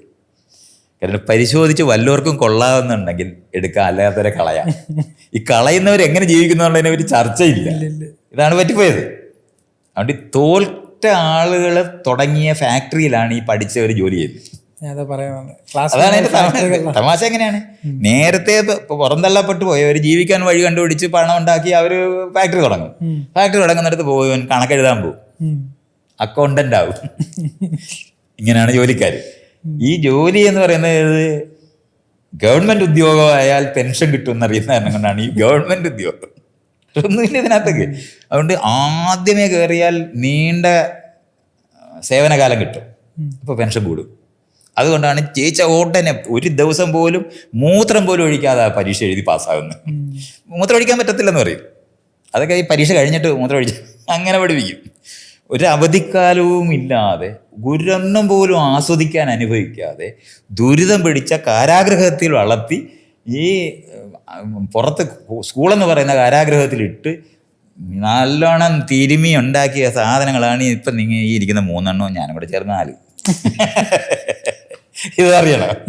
അതുകൊണ്ട് നമ്മൾ ഈ പഠിച്ചതാരും ഒരു തരത്തിലും വേറെ ജോലിക്കല്ലാതെ പഠിച്ച ആരും അറിയാൻ വേണ്ടി ലോകത്തിനെ അറിയാൻ വേണ്ടി, നമ്മളാരാണെന്ന് അറിയാൻ വേണ്ടി, നമ്മുടെ സംസ്കാരം അറിയാൻ വേണ്ടി, നമ്മൾ എങ്ങനെ ലോകത്ത് ജീവിക്കണമെന്ന് ജോലി ചെയ്തതാണ്. ഞാൻ അത് കൂലിക്ക് ജോലി ചെയ്യുന്നവരാ, അല്ലാതെ ജോലി തന്നെത്താൻ ചെയ്യാൻ അറിയാവുന്ന ഒരാൾ 22 വയസ്സ് 25 വയസ്സ് വരെ പഠിക്കും, തൊഴിലില്ലാ പടയിൽ അണിചേരും.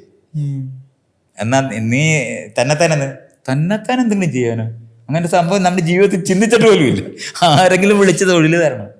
ഇങ്ങനെ ആക്കിപ്പോയി തൊഴിലിന് വേണ്ടിയാണ് പഠിക്കുന്നതെന്ന് വന്നിരിക്കുന്ന യുക്തിക്കകത്താണ് ഇയാൾ പറഞ്ഞ ചോദ്യം ആദ്യം നിൽക്കുന്നത്. പഠിച്ച ആളുകളെല്ലാം ജോലി കിട്ടും.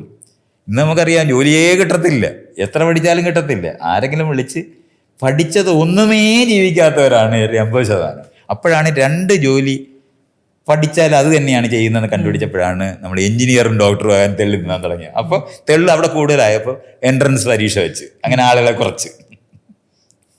ഇത് ഈ പരീക്ഷകൾ മുഴുവൻ എന്തിനാ? ആളുകളെ ഒഴിവാക്കാനാണ്. അല്ലാതെ നമ്മൾ ജനിച്ച് എനിക്ക് കുറച്ച് അറിവുണ്ടായി ലോകത്ത് ജീവിക്കാൻ പഠിപ്പിക്കുന്നുണ്ടെങ്കിൽ ആളെ ഒഴിവാക്കാൻ പറ്റുമോ? നല്ല തൊഴിലാളികളെ തിരഞ്ഞെടുക്കാൻ അതിനായി പരീക്ഷ എന്ന് പറയുന്നത് വിദ്യാഭ്യാസമായിട്ട് ഒരു ബന്ധവുമില്ല. ആളുകളെ ഒഴിവാക്കാൻ വേണ്ടി കണ്ടുപിടിച്ച സിദ്ധാന്തമാണത്. ജോലി എന്ന് പറയുന്ന കൺസെപ്റ്റ് ഉപയോഗിച്ചിട്ടാണ് ഇത് വിദ്യാഭ്യാസം മുഴുവൻ ബ്രിട്ടീഷുകാർ സംഘടിപ്പിച്ചത്. അതിൻ്റെ തുടർച്ചയിലാണ് നമ്മുടെ ഈ ലോകവീക്ഷണം മുഴുവൻ നിൽക്കുന്നത്. അപ്പോൾ നമ്മുടെ നാട്ടിനകത്ത് വിദ്യാഭ്യാസം എന്ന് പറഞ്ഞാൽ തൊഴിലിന് വേണ്ടിയാണ്, അല്ലാതെ പൗരബോധം ഉണ്ടാകുന്നതായിട്ടോ സാമൂഹികമായിട്ടുള്ള അറിവുണ്ടാകുന്നതോ സ്വന്തം ജീവിതത്തിനകത്ത്. എന്നെങ്കിൽ 25 വർഷം പഠിച്ച ഒരാൾക്ക് സ്വയം ഞാൻ എങ്ങനെ ജീവിക്കും എന്നറിയാത്ത ഒരാളെയാണ് ഉൽപ്പാദിപ്പിച്ചത്. ആരെങ്കിലും വിളിച്ച് ഒരു ട്രെയിനിങ് കൊടുക്കണം, എന്നാലേ ജോലി ചെയ്യാൻ പറ്റത്തുള്ളൂ. അല്ലാതെ ഇയാൾ പഠിച്ചത് വെച്ചിട്ട് ജോലി ചെയ്യാന്ന് പറഞ്ഞാൽ അയാൾ അവിടെ ഇരിക്കത്തേ ഉള്ളൂ. അപ്പോൾ ഈ ട്രെയിനിങ് കൊടുക്കുന്ന 6 മാസം തൊട്ട് 3 വർഷം വരെ പ്രൊബേഷൻ പീരീഡ് എന്ന് പറഞ്ഞ് കൊടുക്കും. അതിനുശേഷം മാത്രമാണ് ജോലി കൊടുക്കുന്നത് ശരിക്കും അവർ. ആ ട്രെയിനിങ് ആണ് നമ്മൾ ജോലി ചെയ്യാൻ. ഇതിന് നമ്മൾ 25 വർഷം പഠിക്കണമെന്ന് ചോദിച്ചാൽ വേണ്ട. ബാങ്കിനകത്ത് കണക്കെഴുതാനായിട്ടുള്ള ഒരു MSc മാത്തമെറ്റിക്സ് പാസ്സാകണോ? ഒരാവശ്യമില്ല. 10ാം ക്ലാസ്സിലെ കണക്ക് മതി. അവർക്ക് ആ ട്രെയിനിങ് കൊടുത്താൽ അവർക്കെല്ലാം ബാങ്ക് ഉദ്യോഗസ്ഥരാകാൻ പറ്റും. പിന്നെ എന്തിനാണ് പിന്നത്തെ 10 വർഷം അവർ പഠിച്ചോന്ന് ചോദിച്ചാൽ വെറുതെ വേസ്റ്റ്, അല്ലാതെ ഒരു കാര്യമില്ല. അത് നമ്മളങ്ങനെ അറിയണം. ട്രെയിനിങ് ആണ് നമുക്ക് യഥാർത്ഥത്തിൽ ജോലി ചെയ്യാനുള്ള പരിചയമായിട്ട് മാറുന്നത്. ബാക്കി മുഴുവൻ ചുമ്മാ ജനറൽ നോളജായിട്ട് മറന്നു പോകുന്ന സാധനം മാത്രമാണ്. അതാണ് മരിച്ച് കാണാതെയൊക്കെ പഠിക്കും. കാണാതെ പഠിക്കുക എന്ന് പറയുന്നത് ഇയാൾ ആലോചിച്ചിട്ടുണ്ട്. പരീക്ഷയ്ക്ക് വരുന്ന ചോദ്യങ്ങൾ ഏതാണെന്ന് നോക്കിയാൽ അതാ പഠിക്കുന്നത്. വല്ല വിഷയം പഠിച്ചിട്ടില്ല ഒരാൾക്ക് ഒന്നും അറിഞ്ഞൂടാ. ഞാൻ പറഞ്ഞ MSc പാസ്സാകുന്നതിന് ഒന്നും അറിഞ്ഞൂടാ. PhD എടുത്തവന് പോലും ഒന്നും അറിഞ്ഞൂടാ. PhD എടുത്തവന് മാത്രം അവൻ ആ PhDക്ക് വേണ്ടി റിസർച്ച് ചെയ്തിട്ടുണ്ടെങ്കിൽ കുറച്ച് ആലോചിച്ചിട്ടുണ്ടാകും. ബാക്കിയൊക്കെ കാണാൻ പഠിച്ചിട്ടേ ഉള്ളൂ. കാണാൻ പഠിച്ചവന് വേറൊരു തരത്തിൽ അതേ ചോദ്യം ചോദിച്ചാൽ അവന് പറയാനൊന്നും ഒക്കത്തില്ല ഉത്തരം. നമ്മളിത് മനസ്സിലായി. സർട്ടിഫിക്കറ്റ്, അതുകൊണ്ടാണ് കള്ള സർട്ടിഫിക്കറ്റ് മേടിക്കുന്നിടത്ത് മനുഷ്യർ മുഴുവൻ എത്തിയില്ലേ. മോദി എന്തിനാണ് കള്ള സർട്ടിഫിക്കറ്റ് മേടിക്കുന്നത്? വേറെ ഒന്നും ചെയ്യണ്ട, ഈ പണി ചെയ്യാൻ പറ്റും. കാരണം ജോലിക്ക് ഇത് മതി, സർട്ടിഫിക്കറ്റ് മതി. പക്ഷെ തെങ്ങ കയറാൻ പോയുമ്പോൾ കാര്യം മാറും. അത് സർട്ടിഫിക്കറ്റ് കാണിച്ചിട്ട് കയറിയാൽ വീണ് ഒടിഞ്ഞു പോകും. അപ്പോൾ ചെയ്യാൻ പോകുന്ന പ്രവൃത്തി അവിടെ പരിശീലനം നൽകുന്നത് വഴി മാത്രമാണ് നമ്മളെല്ലാവരും ചെയ്യുന്നത്. അല്ല വിദ്യാഭ്യാസമായിട്ട് ഇന്നത്തെ ജോലിക്ക് ഒരു ബന്ധവുമില്ല. ട്രെയിനിങ്, സെലക്ഷൻ കഴിച്ച് ട്രെയിനിങ് തരുന്നുണ്ട് മാത്രമാണ് ആ പണികൾ ചെയ്യുന്നത്. അതിന് നമുക്ക് ഈ ക്ലാസ് റൂമിനകത്ത് ഇങ്ങനെ സമയം കളയേണ്ട ഒരു ആവശ്യവും സത്യത്തിലില്ല. വേസ്റ്റ്ഫുള്ളായിട്ടാണ് നമ്മളിപ്പോൾ ഇതെല്ലാം ചെയ്തുകൊണ്ടിരിക്കുന്നത്. വേസ്റ്റാണ്, ടോട്ടലി വേസ്റ്റാണ്. ബ്രിട്ടീഷുകാർ അവർക്ക് കുറച്ച് കുമസന്മാരും ജോലിക്കാരും വേണമെന്നുള്ളതുകൊണ്ട് ചെയ്ത സാധനം തുടരുകയാണ് ചെയ്തുകൊണ്ടിരിക്കുന്നത്. അതിനകത്ത് എന്താ എല്ലാവരും കൂടെ ചാടിക്കയറിയത്? ഭരണത്തിൽ പങ്കാളിയാകാം, അതാണ് അതിൻ്റെ ഗുണം. ഉദ്യോഗസ്ഥൻ, ഗവൺമെൻറ് ഉദ്യോഗസ്ഥനാകുക എന്ന് പറയുമ്പോൾ അധികാരം കിട്ടും. ഇതുകൊണ്ടാണ്, ഇതിനോട് ബന്ധപ്പെട്ടാണ് ഈ സംവരണത്തിൻ്റെ യുക്തികൾ വന്നത്. ഇതുകൊണ്ടാണ് ഈ പ്രശ്നം. സംവരണം എന്ന് പറയുന്നത് ജോലി കൊടുക്കാനാണെന്നാണ്, അല്ലാതെ പഠിക്കാനുള്ള, ഇത് പഠനമല്ല എന്നുള്ള പ്രശ്നം വേറെ നിൽക്കുന്നുണ്ട്. പക്ഷെ പഠിക്കാനായിട്ട് നമ്മൾ ഡിസൈൻ ചെയ്തിരിക്കുന്നതിനകത്ത് നമുക്കൊരു ചോയ്സ് വേണമെന്നുണ്ടെങ്കിൽ, അതിനകത്ത് കടക്കണമെന്നുണ്ടെങ്കിൽ സംവരണം ഇല്ലാതെ പറ്റത്തില്ല എന്ന് കാണുന്നത്. പക്ഷെ പഠിക്കുന്നത് ജോലിക്കാണെന്ന് വിചാരിക്കുന്ന കാരണം കൊണ്ടാണ് സംവരണം എന്ന് പറഞ്ഞാൽ ജോലിക്കും പരീക്ഷ പാസ്സാകാനുമുള്ള എന്താണ് ഒരു സ്പേസ് ആണെന്ന് തെറ്റിദ്ധരിക്കുന്നതുകൊണ്ടാണ് സത്യത്തിൽ ഈ ആൾക്കാർ ഈ സംവരണ വിരുദ്ധത പറയുന്നത്. അല്ലാതെ അല്ലത്, അത് ഇങ്ങനെ ഡിസൈൻ ചെയ്തിരിക്കുന്നതുകൊണ്ടാണ്. മറ്റേതങ്ങനല്ല. ഒരു ആദിവാസി കുഞ്ഞിനെ എടുക്കുന്നു, നമ്മളൊരു ദളിത് കുടുംബത്തിലൊരു കുഞ്ഞിനെ എടുക്കുന്നു, ഒരു കൃഷിക്കാരുടെ കുടുംബത്തിനകത്തുനിന്ന് ഞാൻ നായരോ ഈഴവരോ ആയിട്ടിരിക്കുന്ന ക്രിസ്ത്യാനി ആയിരിക്കുന്നവരുടെ വീട്ടിൽ നിന്നൊരു കുഞ്ഞിനെ എടുക്കും. ഈ കുഞ്ഞുങ്ങളെല്ലാം നമ്മൾ എടുത്തിട്ട് പിന്നെ കൊച്ചു കുഞ്ഞുങ്ങളെ എടുത്ത് പഠിപ്പിച്ചാൽ ഞാൻ നേരത്തെ പറഞ്ഞില്ലേ, ഏത് സാധനവും പഠിപ്പിക്കാൻ പറ്റും ഒരുപോലെ. പക്ഷേ പഠിച്ച ആൾ തിരിച്ചു പോയി ഇരിക്കണമെന്ന് പറയുന്നത് ദരിദ്രരുടെ വീട്ടിലിരിക്കുകയാണെങ്കിൽ അവന് ഹോംവർക്ക് ചെയ്യാൻ പറ്റത്തില്ല, വായിക്കാൻ പറ്റത്തില്ല. നേരത്തെ പറഞ്ഞ വിളക്കിൻ്റെ പ്രശ്നം വരുമോ. അതുകൊണ്ടാണ് സാമൂഹിക സാഹചര്യം മോശമായി വളർന്നു നിൽക്കുന്ന ആൾക്കാർക്ക് അതിൻ്റെ സവിശേഷമായിട്ടുള്ള അനുഗുണമായ അന്തരീക്ഷം സൃഷ്ടിക്കാതെ അവർക്ക് കോമ്പറ്റീറ്റീവായ ഒരു സ്ഥലത്ത് എത്താൻ പറ്റത്തില്ലെന്ന് അറിയുന്നതുകൊണ്ടാണ് സംവരണം. അത്രയാണ് അറിയേണ്ടത്. അത്ര അറിഞ്ഞു കഴിഞ്ഞാൽ നമുക്ക് ഈ സംവരണത്തിനെ പറ്റി, ജോലിക്ക് ഞാൻ പഠിച്ച് പാസ്സായിട്ട് എനിക്ക് ജോലി മാർക്ക് കിട്ടിയില്ല, മറ്റവന് മാർക്ക് കിട്ടാതിരിക്കുന്നത് അവൻ്റെ സാമൂഹ്യ സാഹചര്യം കൊണ്ടാണ്, അവൻ്റെ കഴിവില്ലായ്മയായിട്ട്. ഇത് കാണാതെ പഠിക്കുന്നതിന് ഭയങ്കര കഴിവൊന്നും ആവശ്യമില്ല, കള്ള സർട്ടിഫിക്കറ്റ് ഉണ്ടാക്കുന്നതിന് കഴിവൊന്നും ആവശ്യമില്ല. അതുകൊണ്ട് കഴിവ് കൊണ്ട്, മെറിറ്റ് കൊണ്ടാണ് ഞങ്ങളെല്ലാം അഡ്മിഷൻ മേടിച്ചെന്നൊക്കെ ഉള്ള നിലവാരത്തിലുള്ള ഈ പറച്ചിലുണ്ടല്ലോ, അതൊന്നും ലോകത്തിൻ്റെ യാഥാർത്ഥ്യമായിട്ട് യാതൊരു ബന്ധവും. യഥാർത്ഥത്തിൽ നമുക്ക് മനസ്സിലാകേണ്ടത് സാമൂഹ്യ സാഹചര്യം ഇത്രയധികം മേലുകീഴ് നിൽക്കുന്ന സമൂഹത്തിനകത്ത് താരതമ്യേന ഒരു ഇക്വാളിറ്റി ഉണ്ടാക്കിയെടുക്കാൻ, അവിടെയാണ് ഇയാൾ ഇക്വിറ്റി എന്നുള്ള വാക്ക് ഉപയോഗിക്കുന്നത്. ആ ഇക്വിറ്റി എന്ന് പറയുന്ന സാധനം സാഹചര്യം അനുസരിച്ചിട്ട് ഒരുപോലെ ആളുകളെ നിയമത്തിൻ്റെ മുമ്പിൽ തുല്യരാക്കാം. അതാണ് മനസ്സിലാക്കേണ്ടത്. നിയമത്തിന് മുന്നേ മാത്രമാണ് നമ്മൾക്ക് തുല്യതയുള്ളത്, വേറെ എങ്ങനെ നമ്മൾ തുല്യരാ. കാരണം നമ്മൾ ഒരാളെ പോലെ ഒരാളെ ലോകത്തില്ലാത്തതുകൊണ്ട് തന്നെ വ്യത്യസ്തരാണ്. പിന്നെ സാഹചര്യം കൊണ്ട് ഇത്രയധികം വ്യത്യസ്തമായിട്ട് നിൽക്കുന്ന കാരണം കൊണ്ട് ഒരു തരത്തിൽ ഇക്വേറ്റ് ചെയ്യാൻ പറ്റത്തില്ല.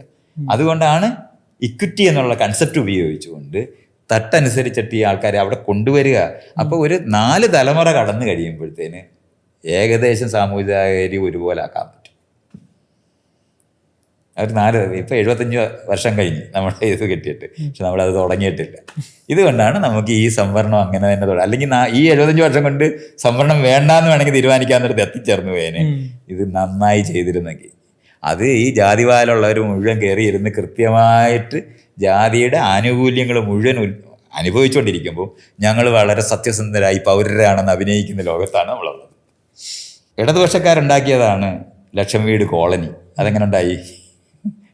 ജാതിയൊന്നും ഇല്ലാത്ത ആൾക്കാരായിരുന്നല്ലോ, ദരിദ്രരായ ആൾക്കാർക്ക് വെച്ചു കൊടുക്കുന്നതായിട്ടാണല്ലോ സങ്കല്പം. പിന്നെ കോളനി എങ്ങനെ ഉണ്ടാവും? അതുകൊണ്ട് ഈഴവ കമ്മ്യൂണിസ്റ്റുകാരനും ഈഴവ കോൺഗ്രസ്സുകാരനും ഈഴവ BJP-ക്കാരനും നായർ BJP, നായർ കമ്മ്യൂണിസ്റ്റുകാരനും നായർ അവരാണ് അവിടെ ഇരിക്കുന്നത്. അപ്പോൾ അവർക്കറിയാം നമ്മുടെ കൂടെ കൂട്ടുണ്ടാകുന്നു. അതുകൊണ്ടാണ് കോളനി ഉണ്ടായത്. ഭൂപരിഷ്കരണം നടക്കുമ്പോൾ ഭൂമിയുടെ മുകളിലെ കുടിയാന്മാരായവർക്ക് ഭൂമി കിട്ടി, പക്ഷെ കുടികിടപ്പുകാർക്ക് കിട്ടിയില്ല. അതുകൊണ്ടാണ് 3 സെൻറ്റും 10 സെൻറ്റുമായിട്ട് അവർക്ക് പോകുന്നത്. മറ്റുള്ളവർക്ക് പണിഞ്ഞുകൊണ്ടിരുന്ന ഭൂമി അവർക്ക് കിട്ടി. ഇതൊക്കെ നമ്മൾ മനസ്സിലാക്കേണ്ടതുണ്ട്. ആരാണ് ആ തീരുമാനം എടുക്കുന്നത്? ഈഴവരും നായന്മാരുമായിരിക്കുന്നവരാണ് കമ്മ്യൂണിസ്റ്റ് പാർട്ടിയിലും കോൺഗ്രസ് പാർട്ടിയിലും ഇരിക്കുന്നത്. അതുകൊണ്ടാണ് അത് തരുന്നത്. അതുകൊണ്ട് ജാതി സംവരണങ്ങൾ നിലനിൽക്കുന്ന സമൂഹമാണിതല്ല. എല്ലാ ജഡ്ജിമാരും അവരുടെ അനന്തരവന്മാരും അവിടുത്തെ ജഡ്ജിമാരാവും. എല്ലാ IAS-കാരും അവരുടെ അനന്തരവന്മാരെല്ലാം IAS-കാരാവും. അങ്ങനെ അമ്മാവന്മാരായ അനന്തരവന്മാരും ഒക്കെ ആയിട്ടിരിക്കുന്ന അധ്യാപകർ, മക്കളെല്ലാം അധ്യാപകരാകും. ഇങ്ങനത്തെ ജാതി സമ്പ്രദായത്തിനനുസൃതമായിട്ട് തന്നെ ഈ ജോലികൾ മുഴുവൻ കൈകാര്യം ചെയ്തുകൊണ്ടിരിക്കുന്നവരുടെ ഇടയിലാണ് നമ്മൾ ഈ പറയുന്ന ആളുകൾ കോമ്പറ്റീറ്റീവായി ചെയ്യാൻ പറ്റുമെന്ന് പറയുന്നത്. എന്തൊരു തമാശയാണ്. ഫാസ്റ്റ് നമ്പർ ഇടത്തില്ലേ നമ്മൾ ഇതിനകത്ത്, ഈ എൻട്രൻസ് എക്സാമിനേഷൻ. എൻ്റെ പേരറിഞ്ഞു പോയാൽ പോക്കാന്ന് എല്ലാവർക്കും അറിയാം. അതുകൊണ്ടാണ് ഫാസ്റ്റ് നമ്പർ വെച്ചത്. അപ്പോൾ അതുവരെ എഴുതിയ എല്ലാം മറ്റുള്ള പരീക്ഷയ്ക്കകത്ത് മുഴുവൻ പേരെഴുതിയിട്ടുണ്ടെന്നുള്ള കാര്യം നമുക്ക് അറിഞ്ഞൂടെ? അങ്ങനെയാണ് ജാതി സംവരണം നിൽക്കുന്നത്. ഇപ്പം നിൽക്കുന്നത് ഗവൺമെൻറ് ഏർപ്പെടുത്തിയ ജാതി സംവരണമല്ല, പണ്ടേ തൊട്ട് രാജാവിൻ്റെ കാലത്ത് തൊട്ട് തുടരുന്ന ജാതി സംവരണമാണ് നിൽക്കുന്നത്. ഇതുകൊണ്ടാണ് അമ്പലത്തിനകത്ത് പൂജാരി ഇപ്പോഴും ബ്രാഹ്മണനായിട്ടിരിക്കുന്നത്. എങ്ങനെയാണ്? ദേവസ്വം ബോർഡിലെല്ലാം നായന്മാരിരിക്കുന്നത് എങ്ങനെയാണ്? ഒരു സംശയം ആർക്കും ഇല്ലല്ലോ. ഇതൊക്കെ ആർക്കും ഒരു സംശയമൊന്നും ഇല്ല. എന്തുകൊണ്ടാണ് ജാതിയിൽ ഉയർന്നവർ എന്ന് സ്വയം വിചാരിക്കുന്നവർ ജാതിപ്പേര് വയ്ക്കുന്ന കൂടെ? സംവരണത്തിന് വേണ്ടിയാണ്. അതാണ് യഥാർത്ഥ സംവരണം. അവർക്ക് ആനുകൂല്യങ്ങളും കിട്ടും. ചെല്ലുന്നിടത്തെല്ലാം അവരെ തിരിച്ചറിയും. ഇവർക്ക് എന്ത് കൊടുക്കണമെന്ന് എല്ലാവർക്കും അറിയാം, എങ്ങനെ അവരോട് പെരുമാറണമെന്നും അറിയാം. ജാതി കൊണ്ട് ദുഃഖിച്ചവർക്ക് ആരും അവരുടെ ജാതി പേര് വയ്ക്കത്തില്ല. ജാതി പേര് വിളിച്ച് അപമാനിച്ചെന്നാ പറയുന്നത്. നായരെന്ന് വിളിച്ചാൽ ഭയങ്കര കുളിരാ, പറയാന്ന് വിളിച്ചാൽ തകർന്ന് തരിപ്പണമായി. ഇംഗ്ലീഷിലെ ഭാഷയ്ക്കകത്ത് തന്നെ ഉണ്ട് പറയാ. They are treating me like A പറയാ ആണ് ഇംഗ്ലീഷ് പ്രയോഗമാണ് ഇപ്പോൾ. കാരണം ഇംഗ്ലണ്ട് ഇന്ത്യ വന്നപ്പോൾ മനസ്സിലായി പറയന്മാരെന്ന് പറയുന്നത് ഒരു അവഗണിക്കപ്പെട്ട ഉപദ്രവിക്കപ്പെടേണ്ടതായ, മോശപ്പെട്ട് ജീവിക്കേണ്ടതായിട്ടുള്ള ഒരാൾക്കാരാണെന്ന് പറയാന്നുള്ള പ്രയോഗത്തിനകത്തുണ്ടെന്ന്. ഡോണ്ട് ട്രീറ്റ് മീ ലൈക്ക് പറയാന്ന് ഇംഗ്ലീഷ് പ്രയോഗമാണ്. ഇന്ത്യയിൽ നിന്ന് പഠിച്ചത് അത്.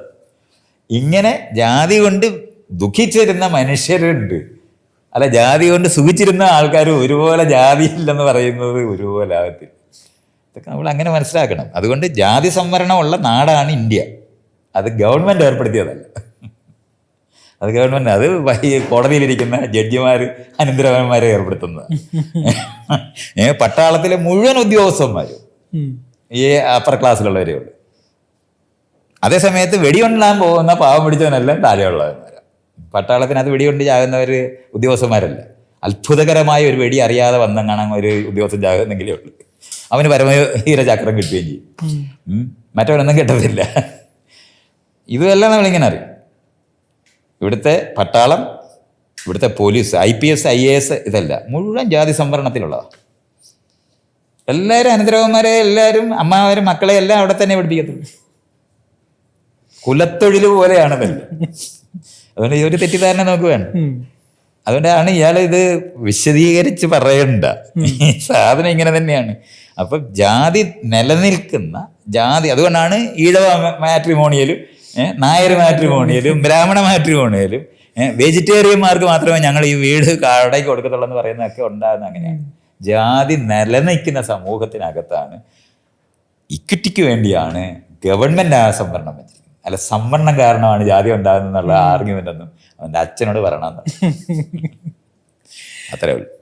അതുപോലെ തന്നെ ഈ ഏറ്റവും കൂടുതൽ ആൾക്കാർ ഈ ട്രോൾ ചെയ്തിട്ടുള്ളത് മൈത്രേൻ്റെ മീശയാണ്, താടി മീശയാണ്. അപ്പോൾ അതെപ്പോഴെങ്കിലും ഒരു പ്രശ്നം അല്ലെങ്കിൽ വ്യക്തിപരമായോ? വ്യക്തിപരമായി ഞാനതൊന്നും എടുക്കത്തേയില്ല. ഈ അങ്ങാടി തോറ്റാൽ അമ്മയോട് എന്ന് പറയുന്നത് എൻ്റെ അടുത്ത് സംസാരിക്കുമ്പോൾ തോറ്റു പോകുമ്പോൾ എന്തെങ്കിലും പറഞ്ഞ് ഇങ്ങനെ എന്താണ് അമേദ്യം വലിച്ചെറിഞ്ഞ് ആക്ഷേപിക്കാൻ നിൽക്കത്തില്ലേ, ആ വിഭാഗമാണ്. ഞാൻ അവരെ കാണുന്ന ഈ കക്കൂസിന്, ട്രെയിനിൻ്റെ കക്കൂസിൽ എഴുതുന്ന കുറേ പേരുണ്ടായിരുന്നു. ഇപ്പോൾ ഒരു ട്രെയിനകത്തും എഴുതത്തില്ല. അവരെല്ലാം സോഷ്യൽ മീഡിയയിൽ എത്തിയിട്ടുണ്ട്. അവരുടെ അത്തരത്തിലുള്ള സാധനങ്ങൾ അതൊന്നും ഞാൻ എടുക്കത്തേ ഇല്ല. എന്നെ സംബന്ധിച്ചുള്ള അതൊന്നും എൻ്റെ ജീവിതത്തിനെ ബാധിക്കുന്നതല്ല. മീശ എനിക്ക് ഐഡൻറ്റിറ്റി ആണെന്നുള്ള നിലവാരത്തിൽ ആൾക്കാർ സംസാരിക്കുന്നത് ഞാൻ കണ്ടത്. എനിക്കങ്ങനെയൊന്നുമല്ല. ഞാനെല്ലാം എത്രയോ എൻ്റെ മുടി വളർത്തിയിട്ടുണ്ട്, മുടി മുറിച്ചിട്ടുണ്ട്, മീശ താടി ഉണ്ടായിരുന്നു, ഇങ്ങനെ പലതരത്തിൽ ഞാൻ ജീവിച്ചിട്ടുണ്ട്. ഇനിയും ജീവിക്കും അങ്ങനെ ജീവിക്കും. അല്ലാതെ ഗാന്ധിയുടെ അയാളുടെ ഉടുപ്പ് ഊരാൻ പറ്റാതായി പോകത്തൊന്നുമില്ല. ബ്രിട്ടീഷുകാർ പോകുന്നവരെ കോണാൻ ഉടുത്തിരിക്കുന്നതിനകത്ത് ന്യായം ഉണ്ടായിരുന്നു. അതിനുശേഷം പിന്നെ അത് ഉടുത്തോണ്ടിരിക്കേണ്ട ആവശ്യം എന്താ? അത് ഊരാൻ പറ്റാതായി പോയ ആൾക്കാർ. ഞാനങ്ങനെയല്ല, എനിക്ക് ഊരാൻ പറ്റുന്ന ആളാണ്. അതുകൊണ്ട് പലതരത്തിലെ വേഷം ഇനിയും നിങ്ങൾക്ക് പ്രതീക്ഷിക്കാം. അതുകൊണ്ട് ട്രോൾ ചെയ്യുന്നതിനൊക്കെ ഇഷ്ടം പോലെ ചെയ്യാം. അത് കക്കൂസിന് ജന്മവാസ് അവിടെ തന്നെ ജനിച്ചു വളർന്നവന്മാരാണെന്ന് ഞാൻ അവരെ പറ്റി വിചാരിക്കുക. വളരെ പ്രധാനപ്പെട്ട രസകരമായിട്ടുള്ള, അല്ലെങ്കിൽ എന്താ പറയുക, ആൾക്കാർക്ക് മനസ്സിൽ കുളിരി കൊലിക്കുന്ന കാര്യങ്ങളൊക്കെയാണ് മൈത്രേനോട് പറഞ്ഞിരിക്കുന്നത്. ഇത്രയും നേരം ഈ ചാനലിന് വേണ്ടി ഇവിടെ വന്നിരുന്ന് സംസാരിച്ച മൈത്രേനോട് എൻ്റെ മനസ്സിൽ നിന്ന് നന്ദി പറയുന്നു. Thank you so much.